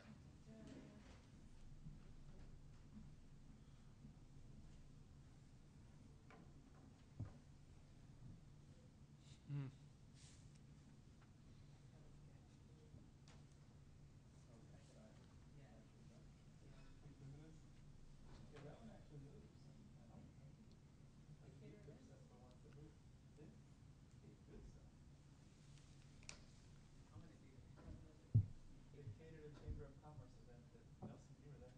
What's that? Kahuna's catered the Chamber of Commerce event at the Holiday Inn. Yes. Good Yes. stuff. Yes. Okay. Thank you. Thank you. And I thank you, the board, for the couple of continuances that you've allowed me to have with this particular public hearing, given some scheduling issues. I certainly appreciate that. What we have before you here tonight are the 2 proposed amendments to the Merrimack zoning ordinance, first on accessory dwelling units, and the second on signs. The accessory dwelling unit amendments are both a result of the master plan recommendations and a new state law that becomes effective next June. And the sign ordinance amendments we're proposing are all regarding the U.S. Supreme Court case of Reed versus Town of Gilbert, in order to make sure that our ordinance remains in compliance with the constitutional requirements that were set forth by the U.S. Supreme Court in that case recently. In What terms does SCOTUS mean? of SCOTUS is Supreme Court of the United States. Thank you. Kind of like POTUS, but Sorry. the other end of the mall. Sometimes you have to abbreviate things in a PowerPoint to get the fonts the right size. Got it, yes. Regarding the ADU section, the new state law was introduced as Senate Bill 146 in January of 2015. Passed both chambers with amendments that were finally agreed upon by the House and Senate in early 2016. Was signed by the governor in March, and the effective date of this new state law is now June 1st of next year. The master plan that we most recently adopted specifically called out accessory dwelling units, recommending that the town allow them by right and remove the family member occupancy requirement that has been in effect since these were originally brought into the zoning ordinance. As luck would have it, as per the new state law, you can no longer discriminate based on familiar relationships. So our master plan was a little ahead of the curve in terms of anticipating that, but either way, we are no longer allowed to require that ADUs be occupied only by family members moving forward. Again, the rationale for this, this actually started, if you remember back, at the joint zoning board meeting in December of 2014, but we held off on finalizing the amendments because this Senate bill has been in process during that entire time. Again, this proposed ordinance language would address the master plan and state law goals of assisting with meeting the needs of a diversified housing stock, and it also helps us address a limited part of the workforce housing needs for the community without having to do a major change in terms of a workforce housing ordinance for the community. By having these no longer restricted to family members, it does offer a new type of housing unit that does help us in terms of meeting the potential requirements of any workforce housing challenge. And lastly, it addresses the issue the zoning board had with the desiring of fixing the process that was required for special exceptions, because in most cases the zoning board was finding that they were so mundane and straightforward that there really didn't seem to be a purpose to require them to go to front of the zoning board. So we've actually taken the zoning board out of this process entirely moving forward. There are two proposed processes for ADUs. The first is very similar to what we have now. That would be for any attached accessory dwelling unit, which would be now an administrative process handled by the Community Development and Building Department, so they would be permitted uses in residential districts. The second process would be for detached ADUs, which is something we don't currently address in our ordinance, but is specifically brought out and mentioned in the state law. That would require a conditional use permit from the planning board in order to do a detached ADU, and I'll get into that language a little bit in a moment. The effect on our existing ADUs, per our town attorney, the town cannot and will not enforce any of the previously recorded restricted covenants regarding family occupancy of the ADUs. Any existing ADUs can now be occupied in accordance with the state law, meaning you cannot restrict the family owners, but it also does still require that the property owner has to live in either the primary dwelling unit or the accessory dwelling unit. So the property owner still has to have a stake in living on the property in one of the two units, but it does not require which unit. He could either live in the ADU and rent the house, or he could live in the house and rent the ADU. It does not allow for any absentee landlords to rent both units. The property owner would have to reside on the property. First Amendment is in section 2.02.1a, which is to insert a new subsection 4, which establishes the criteria for these accessory dwelling units. In your packet, this would be shown on pages 2-9 and 2-10. Essentially, it's the basic requirements that we have for ADUs today, along with the new language from the state law that basically says you can't restrict based on family. There's also a square footage threshold that the state law sets, so we basically say that you can't exceed 1,000 square feet in area, but anything, we can't reduce it. We can't say that you can't require a minimum of any less than a maximum of any less than 1,000. So that's the reason why we've added that into the ordinance. Otherwise, the ordinance language is roughly the same. There's one suggested change. That is, instead of requiring a restrictive covenant be recorded regarding family members residing within the unit, we're proposing that the applicant be required to record a covenant and restriction that basically states that you cannot change the form of ownership of the property, so you couldn't do a condominium conversion of the property. It would have to remain a single-family lot with an accessory dwelling unit. You couldn't change the form of ownership and separate the two into its own individual units, so to speak, under the condominium law. Lastly, that we've added a requirement that where you don't have access to municipal sewer, you have to meet the state requirements for municipal septic service. So that's ultimately the basic change in terms of what's allowed today under special exception to what will be now allowed through administrative review by my department and building department for these attached ADUs.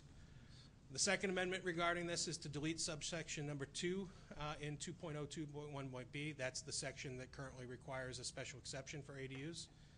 And then lastly, we're proposing to add a new subsection C to 2.02.1, and that would be for the planning board to allow conditional use permits for detached ADU.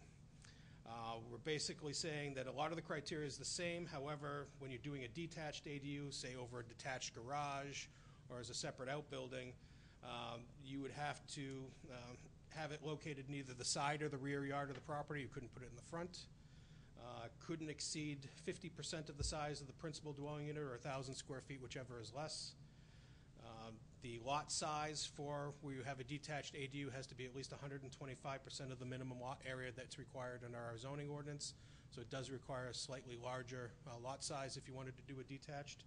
And then the other requirements are essentially the same from what we would allow for administratively.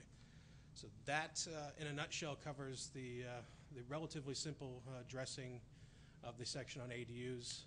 And I'll pause at this point if there's any questions specific to the ADU section of the ordinance. It's the rule of the board. Nelson. Yeah, I think I heard you say, Tim, that for what I would call a standard ADU, that it would no longer come to the planning board. They never have. They've always been going to the zoning board for a special exception. Yes. They would no longer go to the zoning board. They would be a use permitted by right, which is part of the requirements of the new state laws. You can't make them overly onerous to achieve. Okay. So it's now a permitted use in the residential district, provided you meet these criteria that will be evaluated by my department of building. Administratively granted. Correct. So there'd be no more No going to the notification to abutters That's or correct. things of that nature. That's correct. So that's the thing that'll surprise some people, maybe. I just point that out. Sure. Thank you. Tim, Yep. in the area of 210 where you talk about the requirements, this area where it talks about the ADU shall also be designed to remain functionally dependent on the PDU and shall not have provisions for separate utilities. Yep. Is it possible to put in separate power or at least a separate meter? Not under the requirements of this. If you wanted to do separate power or separate meter, you'd need to obtain a variance from the zoning board. From the zoning board? Yes. Anytime, because this is now going to be zoning ordinance language, any permitted use or non-permitted use, you have the ability to go to the zoning board to request a variance, regardless of what the requirement is. This would be no different than any other section of the ordinance. If you wanted to do something that would not comply otherwise with the written language of the ordinance, you have the ability to request a variance from the zoning board. I've actually seen a provision in a different town's ordinances that says the zoning board can't issue a variance for this, and somebody got a variance for that piece. Yep. For the piece that Could says have you can't have potentially, variances. there used to be a piece of language that in Londonderry when I worked there that we amended away because it was illegal.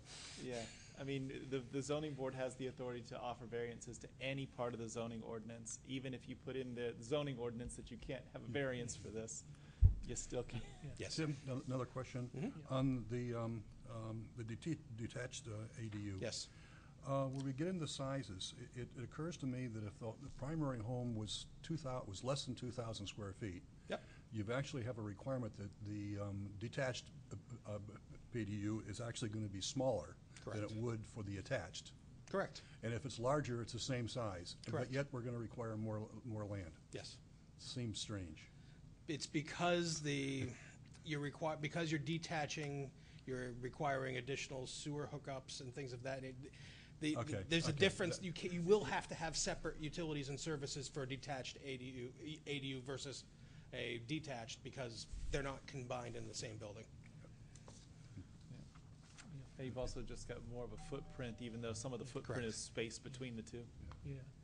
One other thing, is there anything that addresses parking? Yep. The requirements? parking is that one parking space for the ADU provided in addition to any other required parking for the primary dwelling. So you require one parking space per It's ADU. on the premises, on the Correct. property, Yep. not in the road? Correct. Okay. And anything on height that we currently have that would restrict? We have no height requirements in Merrimack. Yeah, okay, all right.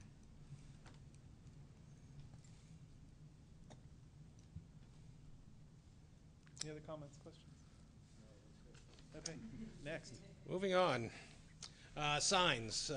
I will say that I've been doing this now for 20 years. This is probably the first time in about 16-plus years that this is an ordinance amendment that I didn't primarily author. This is the work of our Planning and Zoning Administrator, Jillian Harris. This was an effort of me to give up a little bit of my control on some things and to delegate some to help Jillian to get her feet wet into developing ordinance language because she's never done it before. And I will say that I think she's done a nice job with this section with some assistance from our town attorney. The Reed versus Gilbert case is really what drove these changes. The Supreme Court, about a year or so ago, invalidated a municipal sign ordinance that gave less favorable treatment to signs that advertised church services rather than signs that promoted other messages. And essentially the Supreme Court said that's an illegal restriction on your freedom of speech and that your sign ordinance is subject to the strict scrutiny legal standard of review, and that a sign code that makes distinctions based on the message is content-based and therefore would not meet that requirement of the legal standard. So locally, the ordinance sections that needed to be amended regarding this case is particularly Section 1705, which deals with signs that do not have permit requirements. So we've reviewed these. We've tried to propose amendments that remove any content bias and to simplify the temporary sign process. Essentially, we're proposing language that is legally defensible ordinance language regarding content neutrality, and I cannot stress this enough, without making significant substantive changes to the language of the ordinance in general. It's not our intent to change how we regulate signs in the community, other than to make sure that we're doing it in a constitutional fashion. So there are a number of sections here that I'm going to quickly summarize where changes have been made. Section 1702, this is a relatively important new section, establishing a separability clause, which essentially says that if a court were to find any section of this ordinance to be unconstitutional, it doesn't affect the other sections of the ordinance, so that we couldn't have somebody challenge us and then have our whole sign ordinance tossed out on its face. This is a piece of language that probably should have been in our sign ordinance a long time ago, but it's certainly an important addition to the ordinance now, and was highly recommended not only by legal counsel, but pretty much every expert that we've consulted in terms of addressing the Reed versus Gilbert implications in ordinance language. Section 1703, we've included flags in the title and specified that flags of national, state, local, or historical significance are not regulated by the ordinance. Again, there was some ambiguity in this section of the ordinance that could have led to some problems.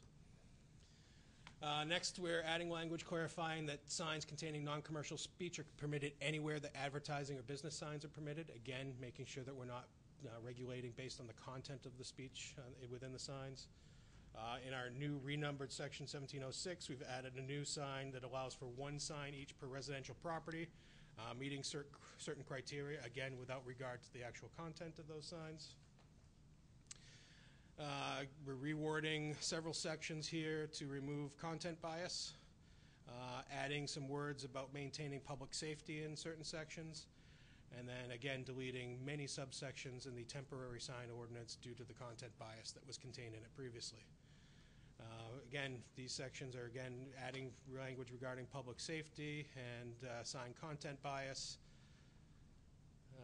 Again, go ahead. 1706 is permit not required. That's the newly renumbered 1706.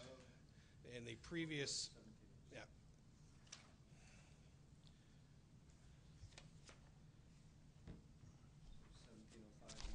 Yes, 1705 used to be the permit not required.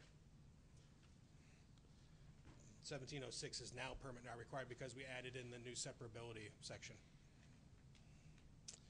What section did you change? Primarily, if you look on pages, the page that probably has the most changes in here is page 17-5 under permit not required. There are now 9 sub-bullets under permit not required. There used to be 23. So all of the things that were deleted are actually now in the margin on that page. That's the language which we have deleted due to content bias or other reasons. Okay. Let's see. Again, holiday and special event signs, we've deleted that subject in its entirety because essentially it's a content bias. Public safety concern, again, in section 1709. Sign content and content bias in 1710. 17.010.7, again, removing entirely because of content bias. Same thing with 1711. And then throughout the entirety of the section, just for purposes of clarity, we've updated wherever we've seen the word premises to say parcel, so that it's clear that we're talking about a parcel of land and not a premises, which is a much more ambiguous term. So that, in a nutshell, is a sign ordinance, and I can do the best I can to try to summarize Jillian's work if there are specific questions. And I do know that Bob has a letter that Alistair had put together that I'm prepared to respond to as well. Sure. Go ahead if there's other questions. Projecting sign is like a wall sign that's on, has a hook on the top and it projects out vertically or perpendicularly to the building. So it's hanging out off of the building instead of being affixed to the wall of the building. Like a realtor's sign? A realtor's sign, if it was attached to the building, it would be considered Think of anybody projecting sign. hanging a shingle? That thing. Yeah. You talk about horizontal and vertical projections and stuff. That's not what you changed in there, so I was just curious. Yeah. The actual definition of projecting sign is on page 17-3, number 23. It's a sign other than a wall sign which is attached to and projects more than 18 inches from a building face or wall. Thank you. So Tim mentioned that Alistair wrote a letter because he wasn't going to be here today, and I'll probably best serve to summarize that a little bit rather than to read the whole thing. Alistair had taken a careful look at the whole sign ordinance and found some other areas of improvement and some other areas to comment on some things, and I'll highlight those for you in a second. I think that some of his concerns are probably good topics for discussion, but in the context of trying to bring ourselves into compliance with one Supreme Court order, it's probably a good opportunity to say, let's focus on that one thing, get that bit passed, and not put other things in there that could slow the process down and do that. So Alistair writes that he's generally in favor of the amendments. He does have some reservations that he'd like us to consider. He fully understands the intention behind the First Amendment, but hopes that we would never allow a sign to be posted that says specific things about particular individuals. And I know there's a lawsuit going on that's claiming slander as opposed to as a result of one of those signs in Manchester, and I think that's what Alistair's after. He's raised our concerns about the number of banner-type signs which have been placed around Merrimack and hope that we'd limit to one sign per business. Banners that are fashioned in the style of a national flag or MIA veterans flags that are quasi-advertising built around that theme. Signs to be requirements that the signs be removed after a specific period of time. If there's an event sign or an election sign, that they would come out some period after the election or after the event was over. He's provided us some pictures and wrote some comments about stationary vehicles that function as advertising signs. And I think that we've all kind of observed these things from time to time. And also trying to create a simple legal way of stopping the sign violations is one of the things that's in Alistair's letter. I think that all of those things are good considerations to figure out how to plan and move forward. And there's probably 5 or 6 more that we can all think of that we would want to put into the mix. I'm supportive of Tim's suggestion that this isn't the opportunity to do that. And if we want to do that, we should perhaps decide to do that as a different work session or something. In my experience and the experience of decades before me, and I'm sure decades after me, sign ordinances are the bane of an ordinance writer's existence. They are extraordinarily controversial and difficult to draft. They're very difficult to enforce. They're difficult in a whole multitude of reasons, not the least of which is the changing nature of jurisprudence and the changing nature of First Amendment rights in this country.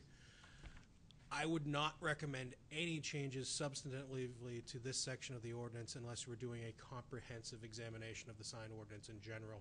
And that type of process, I would not want to just do in a vacuum. That would be something I'd want business community involvement.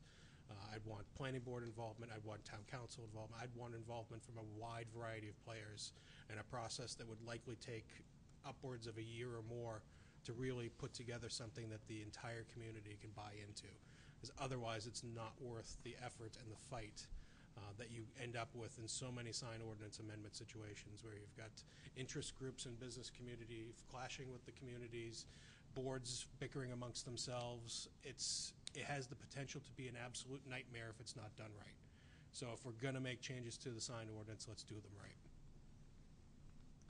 I agree with that, and I think that even if you do it right, it doesn't mean that you'll actually get it over the finish line, because it's still a very difficult process. I think that when we did temporary signs, which began back with Walter Warren in your position and Nelson in my position, we did go through all the process and hold all the hearings and made lots of edits and got some business involvement, and ultimately there's lots of reasons why people didn't support that, but it was a very difficult process to go through, and a lot of disagreement, and because it covers so many different areas and walks of life and elements that people are interested in, even if you had like half the people agreeing on this topic, that half disagree with a different set of topics that the other half agree with, and until they start to compromise with it, it's a very, very difficult thing.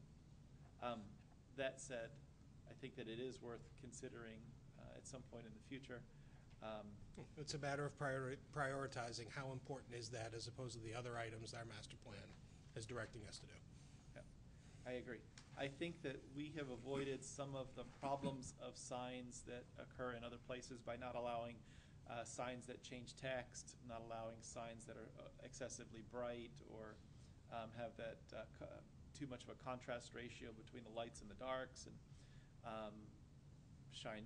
ones that shine upward, and we've carefully regulated internally illuminated. And I think that we've avoided some of those, gaudy kind of LED signs that are practically blinding when you come across that one corner on South Willow Street. Not to single anybody out. Whose initials are MS, or is there a different one there now? Mr. Defendant is his name. Oh. Anyway,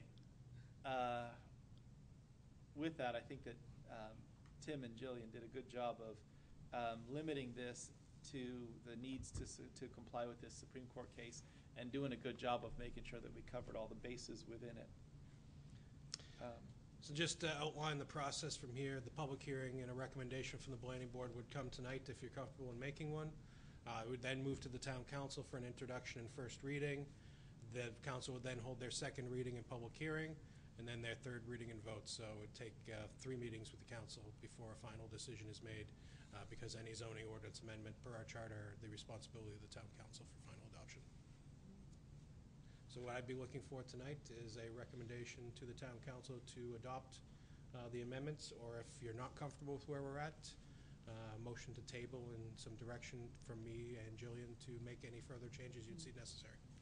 In the spirit of dotting I's and crossing T's, let the record reflect that any member of the public who wishes to come forward and weigh in on this ordinance is welcome to do so at this time. Tim, is there anybody behind you that I can't? Okay, so we'll close the public hearing, and then we will consider this to have been our public hearing. What's the will of the board with respect to, let's just deal with them all together, the ADUs plus the signs, all the amended regulations. Comments or questions, specific things to change, or final action of the board? I'm ready to move, Mr. Chairman. If you're ready Nelson, for what's your motion? I'm ready to, pardon? What's your motion? My motion would be to advance both of these proposed ordinance changes to the town council. With the planning board's recommendation for adoption. It would be the planning board's recommendation that the town council adopt these as part of the zoning ordinance. Excellent. Is there a second? I'll second that. Second by Councilor Koenig. Any other discussion? All in favor say aye. Aye. Any opposed? Any abstaining? 6-0-0, a unanimous recommendation of the planning board. And that Thank you concludes very this much. agenda item and brings us to, I don't know what I did with my agenda. It's your other workshop. This is the presentation that I've been trying on 3 different occasions to give you since April. Okay, let me read it into the zoning ordinance amendments workshop for redevelopment overlay for underutilized parcels. The agenda item is continued from July 19th, 2016 meeting. Ready, set, go. Tim. Thank you, Mr. Chairman, members of the board. If you recall, going back quite some time, I had asked the planning board if they would be comfortable with the staff starting to look at some ideas for revitalization of some of the underutilized parcels in the community per the recommendations of the master plan. What I hope to do, and this is a conceptual, very conceptual discussion at this point, I have not determined any specific course of action in terms of ordinance language or any preliminary draft language of any kind at this point. This is really open-ended. Want to get the direction of the board before I proceed any further. So what I want to do tonight is just review those master plan recommendations, look at the areas that we're targeting for potential consideration, and then ask some questions of the board as to what kind of zoning district should we be looking at, how much flexibility is the board comfortable with allowing, what types of permitted uses should be looking at, consideration of areas that are beyond the parcels to be developed, and then, of course, the adoption process for this. So what does the master plan say? Land use and community design goals, it says to look for opportunities to creatively revitalize underutilized and vacant sites. The economic development section has several goals, including coordinating land use policies, regulations, and permitting to facilitate economic development, refining the zoning and land use regulations to allow for greater flexibility, encourage repositioning and redevelopment of underutilized properties. The economic development section further goes and identifies certain opportunity zones that are identified on the map here. Those are the airport access road corridor, Flatley property, the former Zyla's, the old Shaw's Plaza, and the Merrimack Hotel and Conference Center sites. Can I ask in you a each of question? the, go ahead. Go back. So are we considering specific parcels or kind of those blue areas around? The master plan in the economic development section said these parcels are the target areas that are the center of these general areas that we want to consider as opportunity areas and opportunity zones. There's nothing specific in terms of what that means. It's just that these are the areas that were identified through the master plan process as having opportunities for positive future economic development and growth. Okay. They were identified as problem areas. That's Well, I don't think the airport access road corridor or the Flatley property was a problem area. Those were opportunities. well, okay. Flatley's still different now, but. And that's why I think they were phrased the way they were, as opportunity zones, Yeah. because they weren't necessarily, certainly the southerly 3 were underutilized or vacant at the time that the master plan was put together. The airport access road corridor and Flatley site were certainly vacant and still are for the majority, but I wouldn't consider them to be blighted or dilapidated or underutilized at this stage. Again, they were looked at as opportunities given their strategic location within the community and the positioning that they have within the town. Flatley may have a I guess- different opinion on PFOA. Go ahead. I guess I expected to see Harris Pond or Think South included as well. Are we ignoring South Merrimack? This is or- just picking purely out of the master plan, 2013 master Well, plan.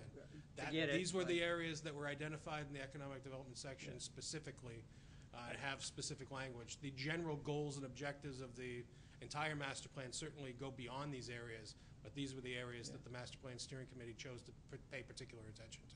I agree with Tom, though. Harris Pond should be an opportunity zone, if anything is. The reason that I was asking about zones versus particular properties and the distinction between what's shown in red and what's shown in blue is I want to make sure that we're alert to the concept of spot zoning and that we have to avoid that. And spot zoning is essentially picking out one parcel and giving it some special favors that its neighbors don't get for what looks like prejudicial reasons. And that's why sort of saying that the things Flatley and the things around it within 1,000 feet or 2,000 feet makes a lot more sense and is defensible, whereas saying that You're beyond where I am at this stage. This I'm still process at the matters. 20,000-foot view. yeah. So I want to make sure that we're Certainly. thinking in terms of areas and not Yes. not specific Spots. pieces of property to say this guy gets a little cookie from us. So, Just giving a brief update on each of these quote-unquote opportunity zones. Obviously, the airport access road corridor, other than Future zoning amendments anticipated in the master plan, but there could be potentially candidates for any new discussion on this topic. The Flatley property is obviously moving forward with their mixed-use development, so as far as we know anyway. And a large portion of the industrial land on the back still remains.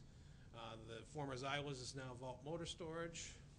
The former Shaw's, there hasn't been any recent activity because the proposed indoor go-kart facility decided not to move forward. So that's certainly a candidate for inclusion in any new zoning district. And then the former Merrimack Hotel, obviously, as you're aware, they've got the conditional approval for the extended stay hotel there now. The owners have indicated a desire to redevelop the site, but they've also informed me that they're likely to try to do so before this new ordinance is developed. So they would likely utilize the zoning board process rather than any new overlay or new zoning that we'd come up with. Specific recommendations from the master plan from the land use section was to adopt a zoning modification that allows mixed uses and infill style development in appropriate areas of the corridor. In the economic development section was examining our zoning regulations in non-residential districts to achieve land use community planning objectives without being overly restrictive. And apparently the computer wants to restart. I love when that pops up on mine. Without being overly restrictive on Gotta new talk businesses fast. or the expansion of new ones. Consider the implementation of performance-based zoning to increase flexibility of land development and allowable uses broadened while protecting community character. Seeking ways to encourage or facilitate repositioning of underperforming properties, particularly those found in the opportunity zones that were mentioned earlier. And lastly, to consider the preparation of a conceptual master plan, a design plan for key parcels along the Route 3 corridor that could illustrate potential for mixed-use development for potential users and investors. So the initial target parcels that staff and I are recommending, the former Merrimack Hotel site, which I'm sure you're all familiar with, on Executive Park Drive near the intersection with Amherst Road and Jeffrey Everett Turnpike. A couple of aerial images to just give a brief idea of what the site includes. As we all know, the extended stay hotel was proposed to be constructed in that parking lot area, and there's still potential for that remainder of that site to be redeveloped in conjunction with that new hotel.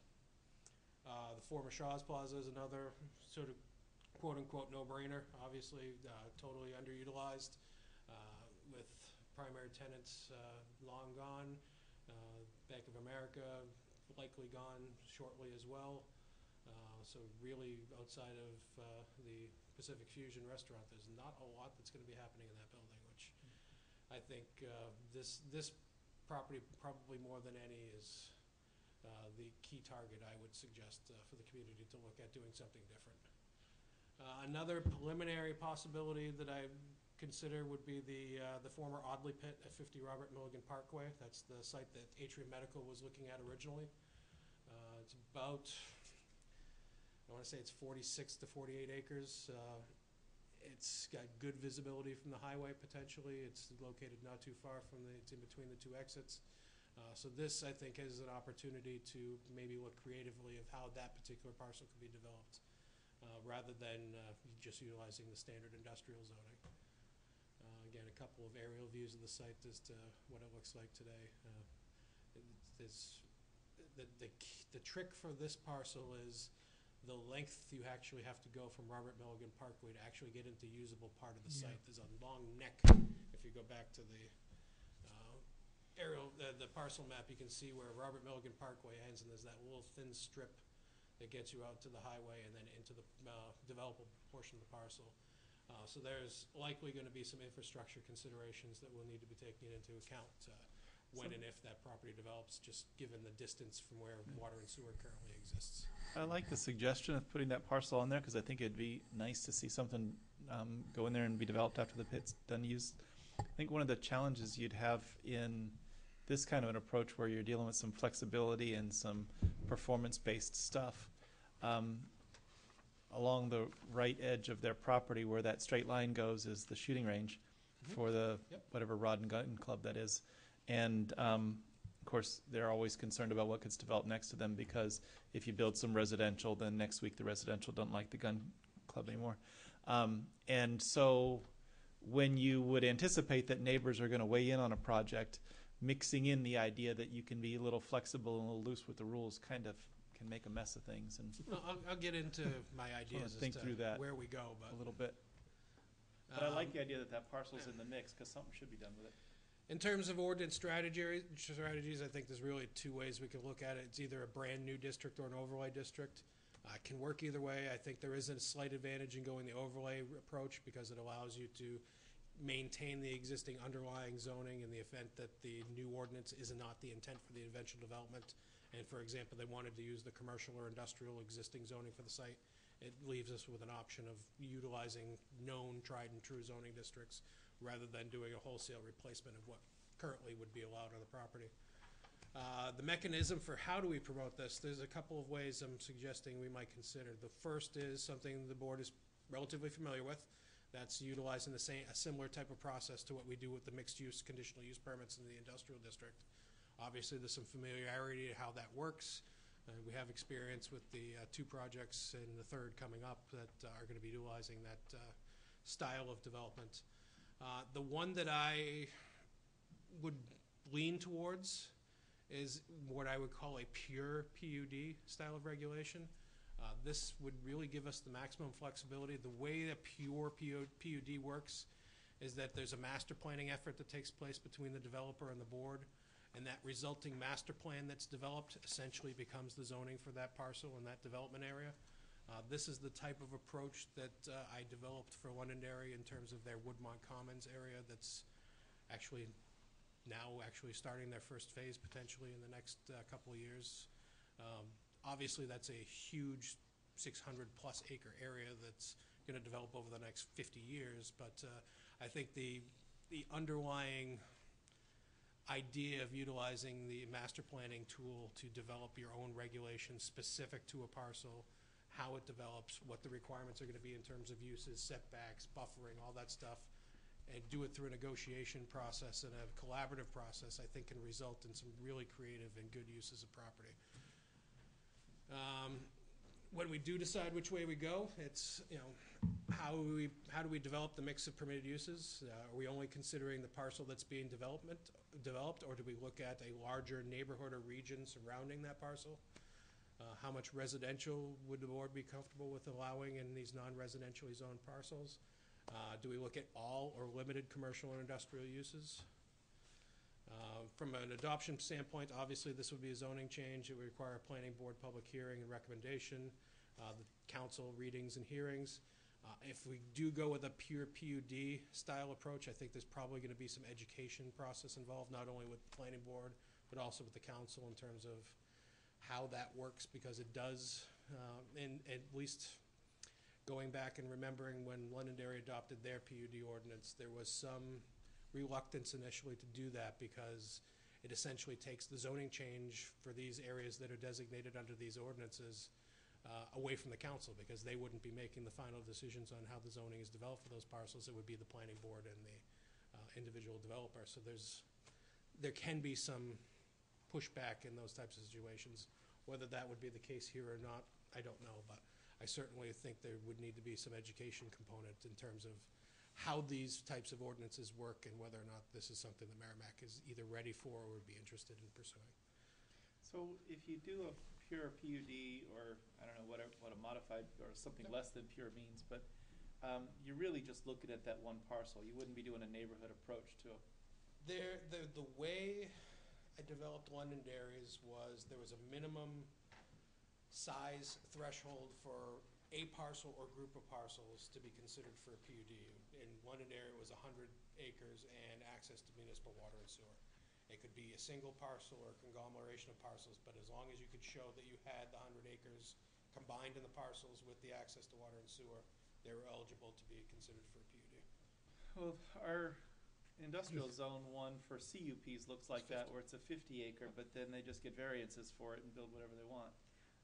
And Shaw's would be left out if you did that, because they're not anything close to a significant size that you would 50 or 100 or something like that. Again, that's we have a PUD ordinance. That's why I What's called left it pure. of it? Okay, but that was used to develop the commons and all of those properties there. It was used to develop what was called Cannon Gate, which is, so and the parcels at the north end, which were primarily residential with a little bit of commercial. And I think one of the problems seems to be getting interest in building the commercial with the residential. You know, that's what we keep running into. I don't know how we get around that. Maybe you've got some ideas somewhere, but Again, it's leaning on, and a lot of this is work that's happened since I left Londonderry with their experience of the Woodmont project. But I know that one of the ways that they have specified the right amount of control from the town's perspective is they require development agreements, very detailed development agreements, to be part of the Woodmont Commons master plan approval that specify specifically benchmarks that the project has to be a tax positive or tax neutral at year X. And if it's not, they pay a penalty to the community of the difference of how much is being offset in terms of tax revenue. That's how Londonderry is doing it. There are other ways of doing that, but I think that's one approach that we could take. It's always going to be a question as to redevelopment of properties isn't easy. If it was easy, people would do it all the time. It's just getting the right framework in place to at least try to incentivize somebody to want to commit the time and effort to do something creative.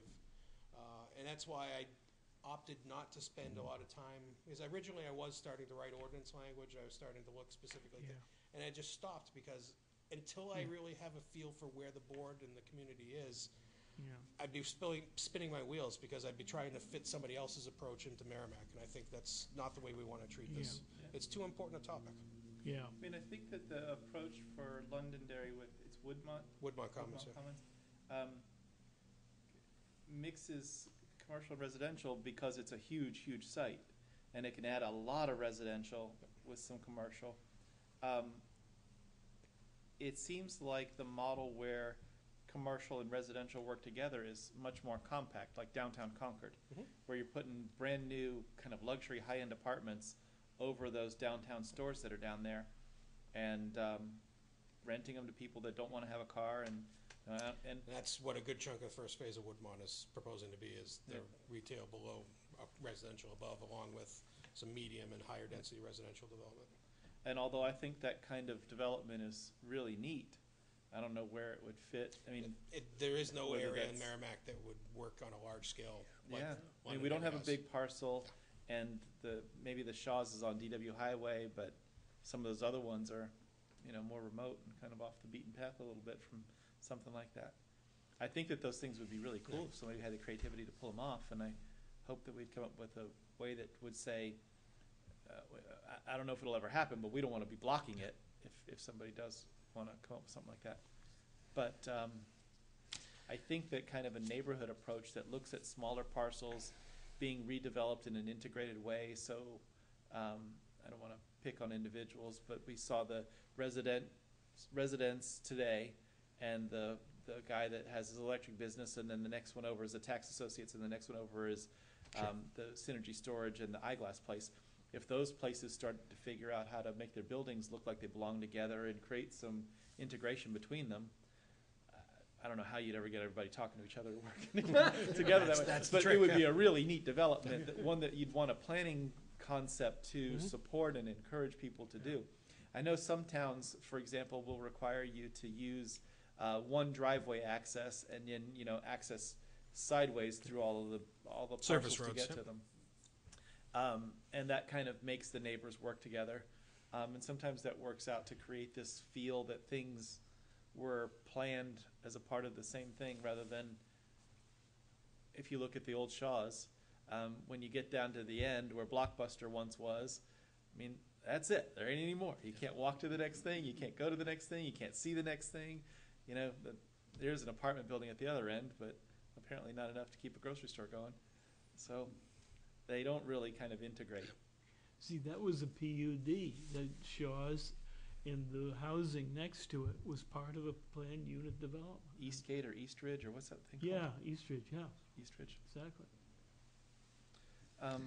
So I'm not looking for specific answers to these questions here tonight. I just want to introduce the concepts to you, get your preliminary feedback as to whether I'm on the right track, and then we'll try to schedule something at a future meeting so we can get into a little bit more of the details before I start drafting something. Go ahead. Yeah. My personal opinion, I think you're on the right track. I support the idea.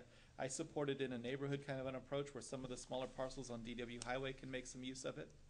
I would offer one comment on the notion of performance-based or building in flexibility. I had for years, as a part of this planning board, admired the notion of performance-based and flexibility and kind of looked at these things. And then I sat across on the other side of the desk as an applicant, and it was awful.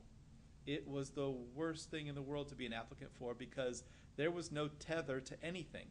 You were in front of the board making a proposal and you had no idea what you had to prove to get their approval, other than you had to get enough smiles to move forward. And how do you do that? And what does this guy want? And this one likes this, and this one wants a bike path, and that guy thinks that bark mulch should be black and not red. And just, this is stupid. And it was the most frustrating thing in the world to deal with. So, to the extent that there's flexibility, I think it should have brackets around it and say, you do this and you can earn some 10% more density, or something that's very defined in terms of what you've got to do and what you can earn by doing it, and not so much this sort of nebulous, everything should fit a downtown, country feel, mushy ordinance thing. It was really, from an applicant standpoint, I've probably said that in front of this board many times, that I think that an applicant deserves to be able to know whether he's met the criteria before he sits down at that table. And you couldn't in a performance-based ordinance.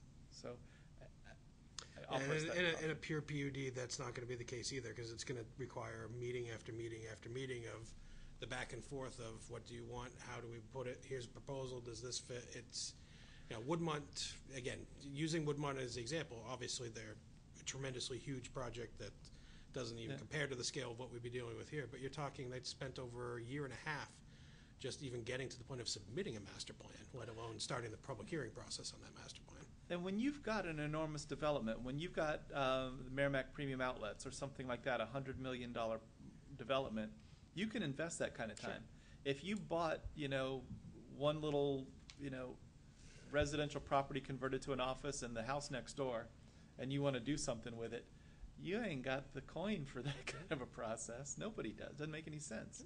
You can't put $100,000 into your approval process. Yeah. Just two thoughts. One, I'm thinking about the project that Monahan proposed to us over on the corner of Industrial Drive. That was an integrated plan that. That's what a mixed-use project should look like. Yeah, and that seemed to have all the elements that we wanted. Of course, it hasn't really taken off yet, but something that would allow that kind of development. He's got a real mixed use proposed there. I think he can do it under the present regulations, or save for the residential. What? He's at CUP. He had to get variances to allow for the residential portion, and because it was located not on DW Highway, and it didn't have the 50 acres. Oh yeah, okay, but outside of that, yeah, well, that's. But it looks more like what a mixed use project in my mind should be than the other two that we've dealt with. Yeah.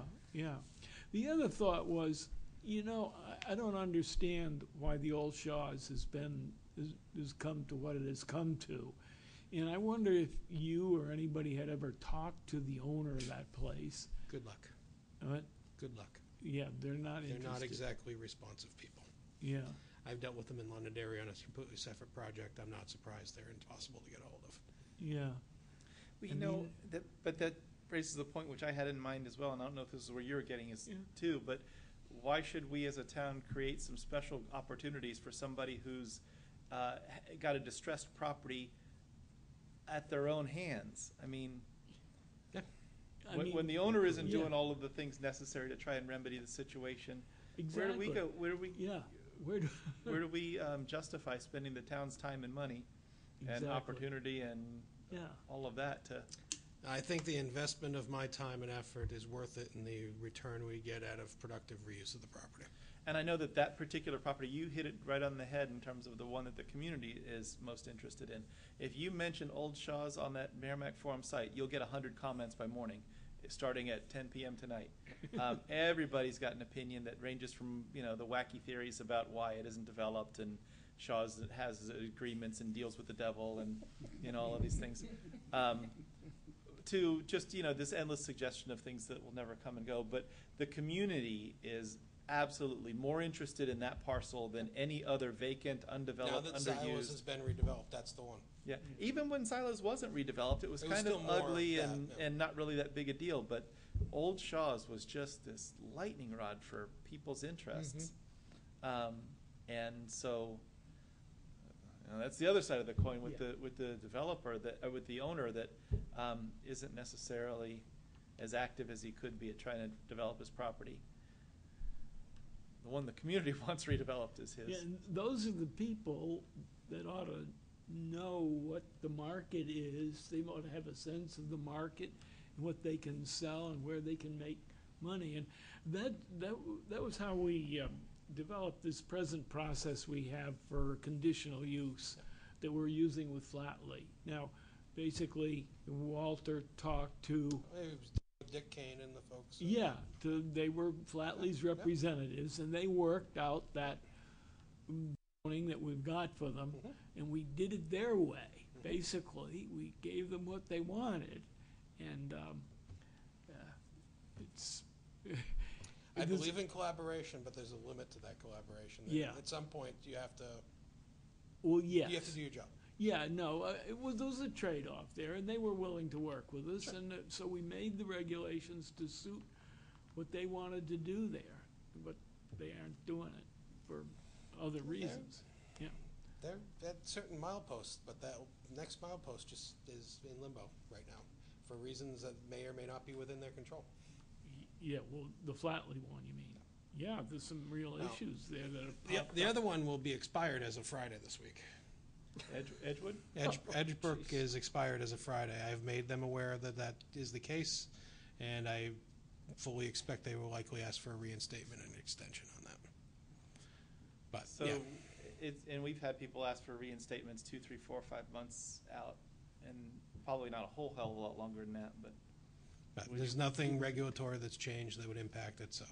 But ultimately, yeah, it's, the applicant for that project didn't keep an eye on his calendar, and I had to remind him, oh, by the way, guess what? As of next week, it's not good anymore. Yeah.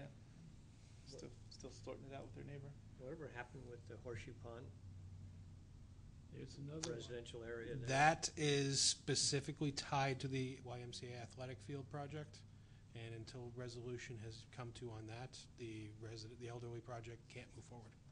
The But when do elderly they expire? project has all conditions addressed and ready to go, with the exception of the athletic field project. When does And their they- clock run?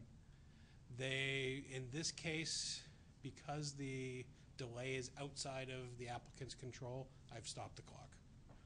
Because they've had it ready and submitted to us, save for the one condition that they don't control. So I can't really penalize them for, So in that particular instance, the YMCA has got to come up with a there plan and needs the to money be, to build this that- field. as far as I know, the last I had heard, and this is going back some time, there's still some resolution that's needed from the DOJ, Department of, Division of Charitable Trusts. There needs to be some sort of agreement come to with the town and the YMCA as to who would be responsible for maintenance and upkeep and who gets to schedule use and all kinds of other things that are just up in the air in terms of perfecting that approval and getting it finalized. I don't And know the last situation about the and maintenance. the very agreement, last I heard was from the folks from the Manchester Y who were looking at what can we do other than athletic fields. In terms of the charitable trusts, I do a lot of that work and kind of familiar with that area. And ultimately, if you were at an impasse with the director of charitable trusts, you can go to court and get it resolved. So if you were trying for resolution, you could have I had don't one think they're by now. trying very hard. Well, and it may be that they keep changing their mind, where so that you can't go to court and ask for nothing. You got to say what you want. So if they're not sure whether it's fields or a building or something else, they can't go to court Community and sue out. gardens was something that came up as a question, and it's Community garden. Oh, like where you plant your vegetables in your 10 by 10 squares. We got one of those. Probably Anyway. from the PFOAs. Yeah. off topic, but Anyway, what else do you need from us in terms of feedback? I indicate I support. I like the idea. I don't know what other folks think. I like it as a neighborhood approach. I want to make sure that it's something that some of the older, smaller properties can make use of along DW Highway as they come other forward. areas of the community that you can think of beyond what we've identified, just let either myself or Jillian or the folks know. Like I said, I'm going to let this percolate a little bit, so if you've got thoughts, put them in writing, put them in an email to us, and I'll try to put something back on the agenda within a couple of months to restart the discussion and see where we go from there. Okay. I think when it comes to properties that are on the municipal water and sewer, unless there's something really extraordinary going on with their drainage, you'd probably be okay with me if the density was increased because you're not having, sewage systems and wells pulling on the land. Not necessarily unlimited density, but that would be an opportunity for where the ordinance would have that flexibility. That's, again, one of the other master plan recommendations, separate from what we talked about, was looking at increasing density in those types of areas. Yeah. And that can be a big bonus from a zoning standpoint for an applicant because his project is much more financially viable if there's more stuff in it.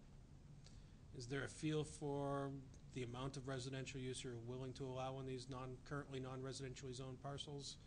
Is it 50-50? Do we even have an idea at this stage? It's so early, it's hard to tell. On a property that's already commercial and they want to do something else? For example, using the old Shaw site, if we were to come up with a mixed-use scheme for that particular project, how much of it residential, how much not residential? That's the type of thing I'd like you to think about and give some thought to before we come back. Yeah, that'd be a tricky one to think of a hard particular number because Yeah, it's more of a feel as to is it half and half? Is it less? Is it mostly residential? Is it mostly commercial? I'm not looking for anything beyond nebulous feelings at this stage. The problem I see with that, as soon as you say a number, they could put two separate units out there and say, okay, this 50% is residential and this 50% is commercial. I'd rather see, like Monahan had proposed, a multi-layered opportunity with retail on the bottom and residential. Integrated they go up inside 2 a or 3 building. floors if they want to in that case, which makes it 75% residential potentially. If they have 3 floors of residence on top of a retail or a commercial. You just gave me an idea for what we call vertical integration as a density bonus. Yeah, I definitely agree with that concept. I think that a concern is something like, not Crosswoods Path, the other one where the guy had the office building that we let him put into residential, and so the commercial is essentially removed. Is Crosswoods Path. Where we create these, phasing requirements, and the phasing requirements don't really ask all that much of the applicant, but then after some period of time, if it didn't really work out, we'll take another look at it. And I get that, but we ought to be willing to just make it all residential if we're going to go down that path, or else we've got to know that we're going to stick to our guns. But really, I think what it comes down to is figuring out how to plan these things to know what's going to work and what isn't. Because that particular one, and saying we'd have a couple of offices in front of a couple of hundred residential units, apparently isn't a model that will work. The other buildings across the way from that one that have been before us a couple of times, that was a restaurant that became 2 12,000 square foot somethings. Still, and nobody's got a shovel in the ground. So figuring out what these multi-use things look like that actually work, and maybe that's kind of a place to start from a planning standpoint. If there's research out there, if people have done, people that do planning all the time have opinions on I think what the these biggest things look challenge like. with DW was the very gradual decline in traffic volume. Yes, there's still a ton of peak volume on DW, but your daily traffic on DW is down at a very gradual basis over the last several years. There's just not as much daily traffic on that road. Yeah, but when you come home at 5 o'clock at Trust me, night. peak, I'm not accounting for peak. Peak hour is as bad as it's ever been. Yeah. But daily, Especially if the there's a overall wreck on the daily highway. trips, it's, if you look at the traffic counts, it's down. Yeah.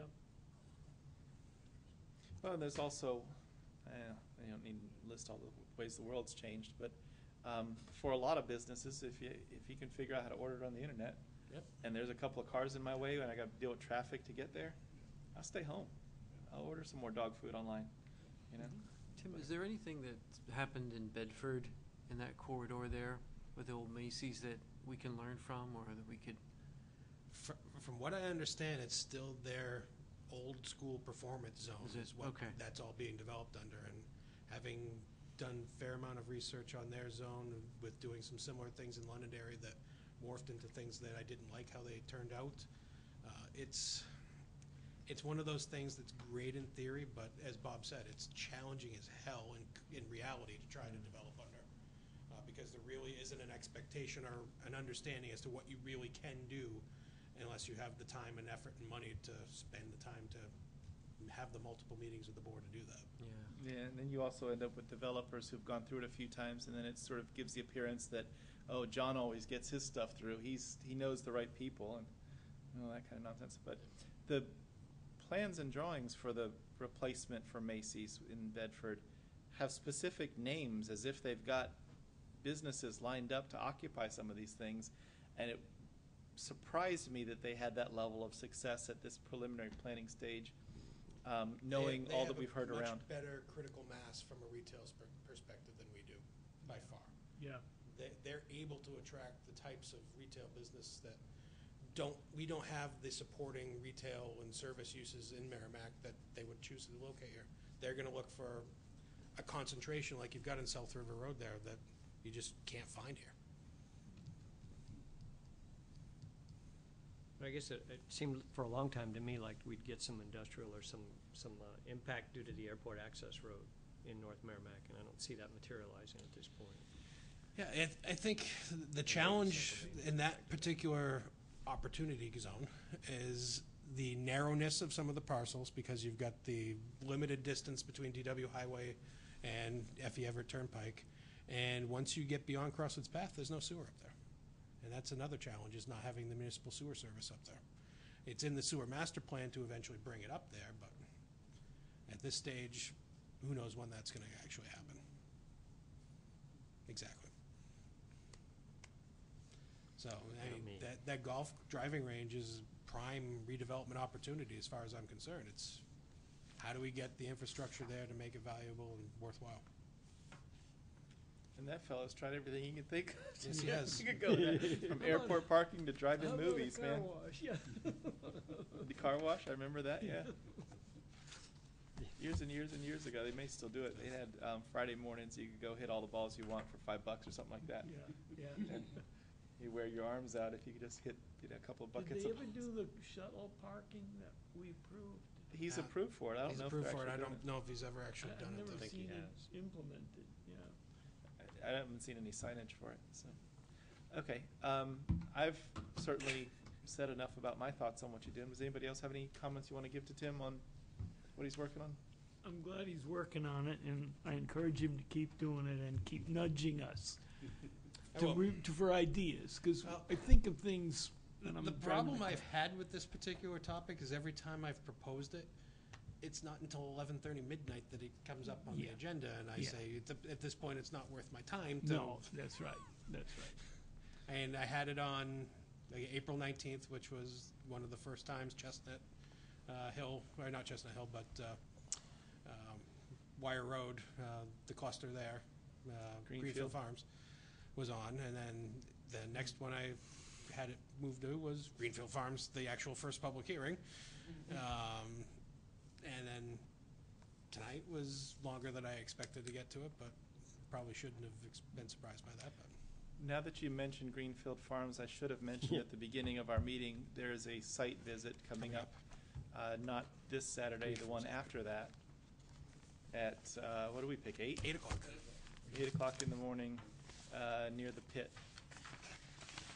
I will not be there. Fair enough. I want to go have a look. It is I'd love to have. out on Wire Road. I don't know what the address is for Greensboro The Farms. notice is up on the website and posted around Town Hall. It's roughly across from Bryant Circle. There we go. With that, I'm assuming the next item on our agenda is discussion regarding other items of concern. Anybody have any items of concern? Seeing none. 7 on our agenda is approval of the minutes of August 2nd, 2006. I move that we approve them as written. Moved by Desiree to approve as written. Is there a second? Mike is a second for approving the minutes as written. Any discussion? All in favor say aye. Aye. Any opposed? Any abstaining? 5-0-1 with Nelson abstaining to approve the minutes of August 2nd. And that brings us to item 8, which is to adjourn. Is there a motion to adjourn? Motion by Desiree, second by Nelson waved his hand. Nelson. All in favor say aye. Aye. Any opposed? Any abstaining? 6-0-0 to adjourn. We are adjourned. Don't forget to turn your microphones off, and thank you very much, everybody.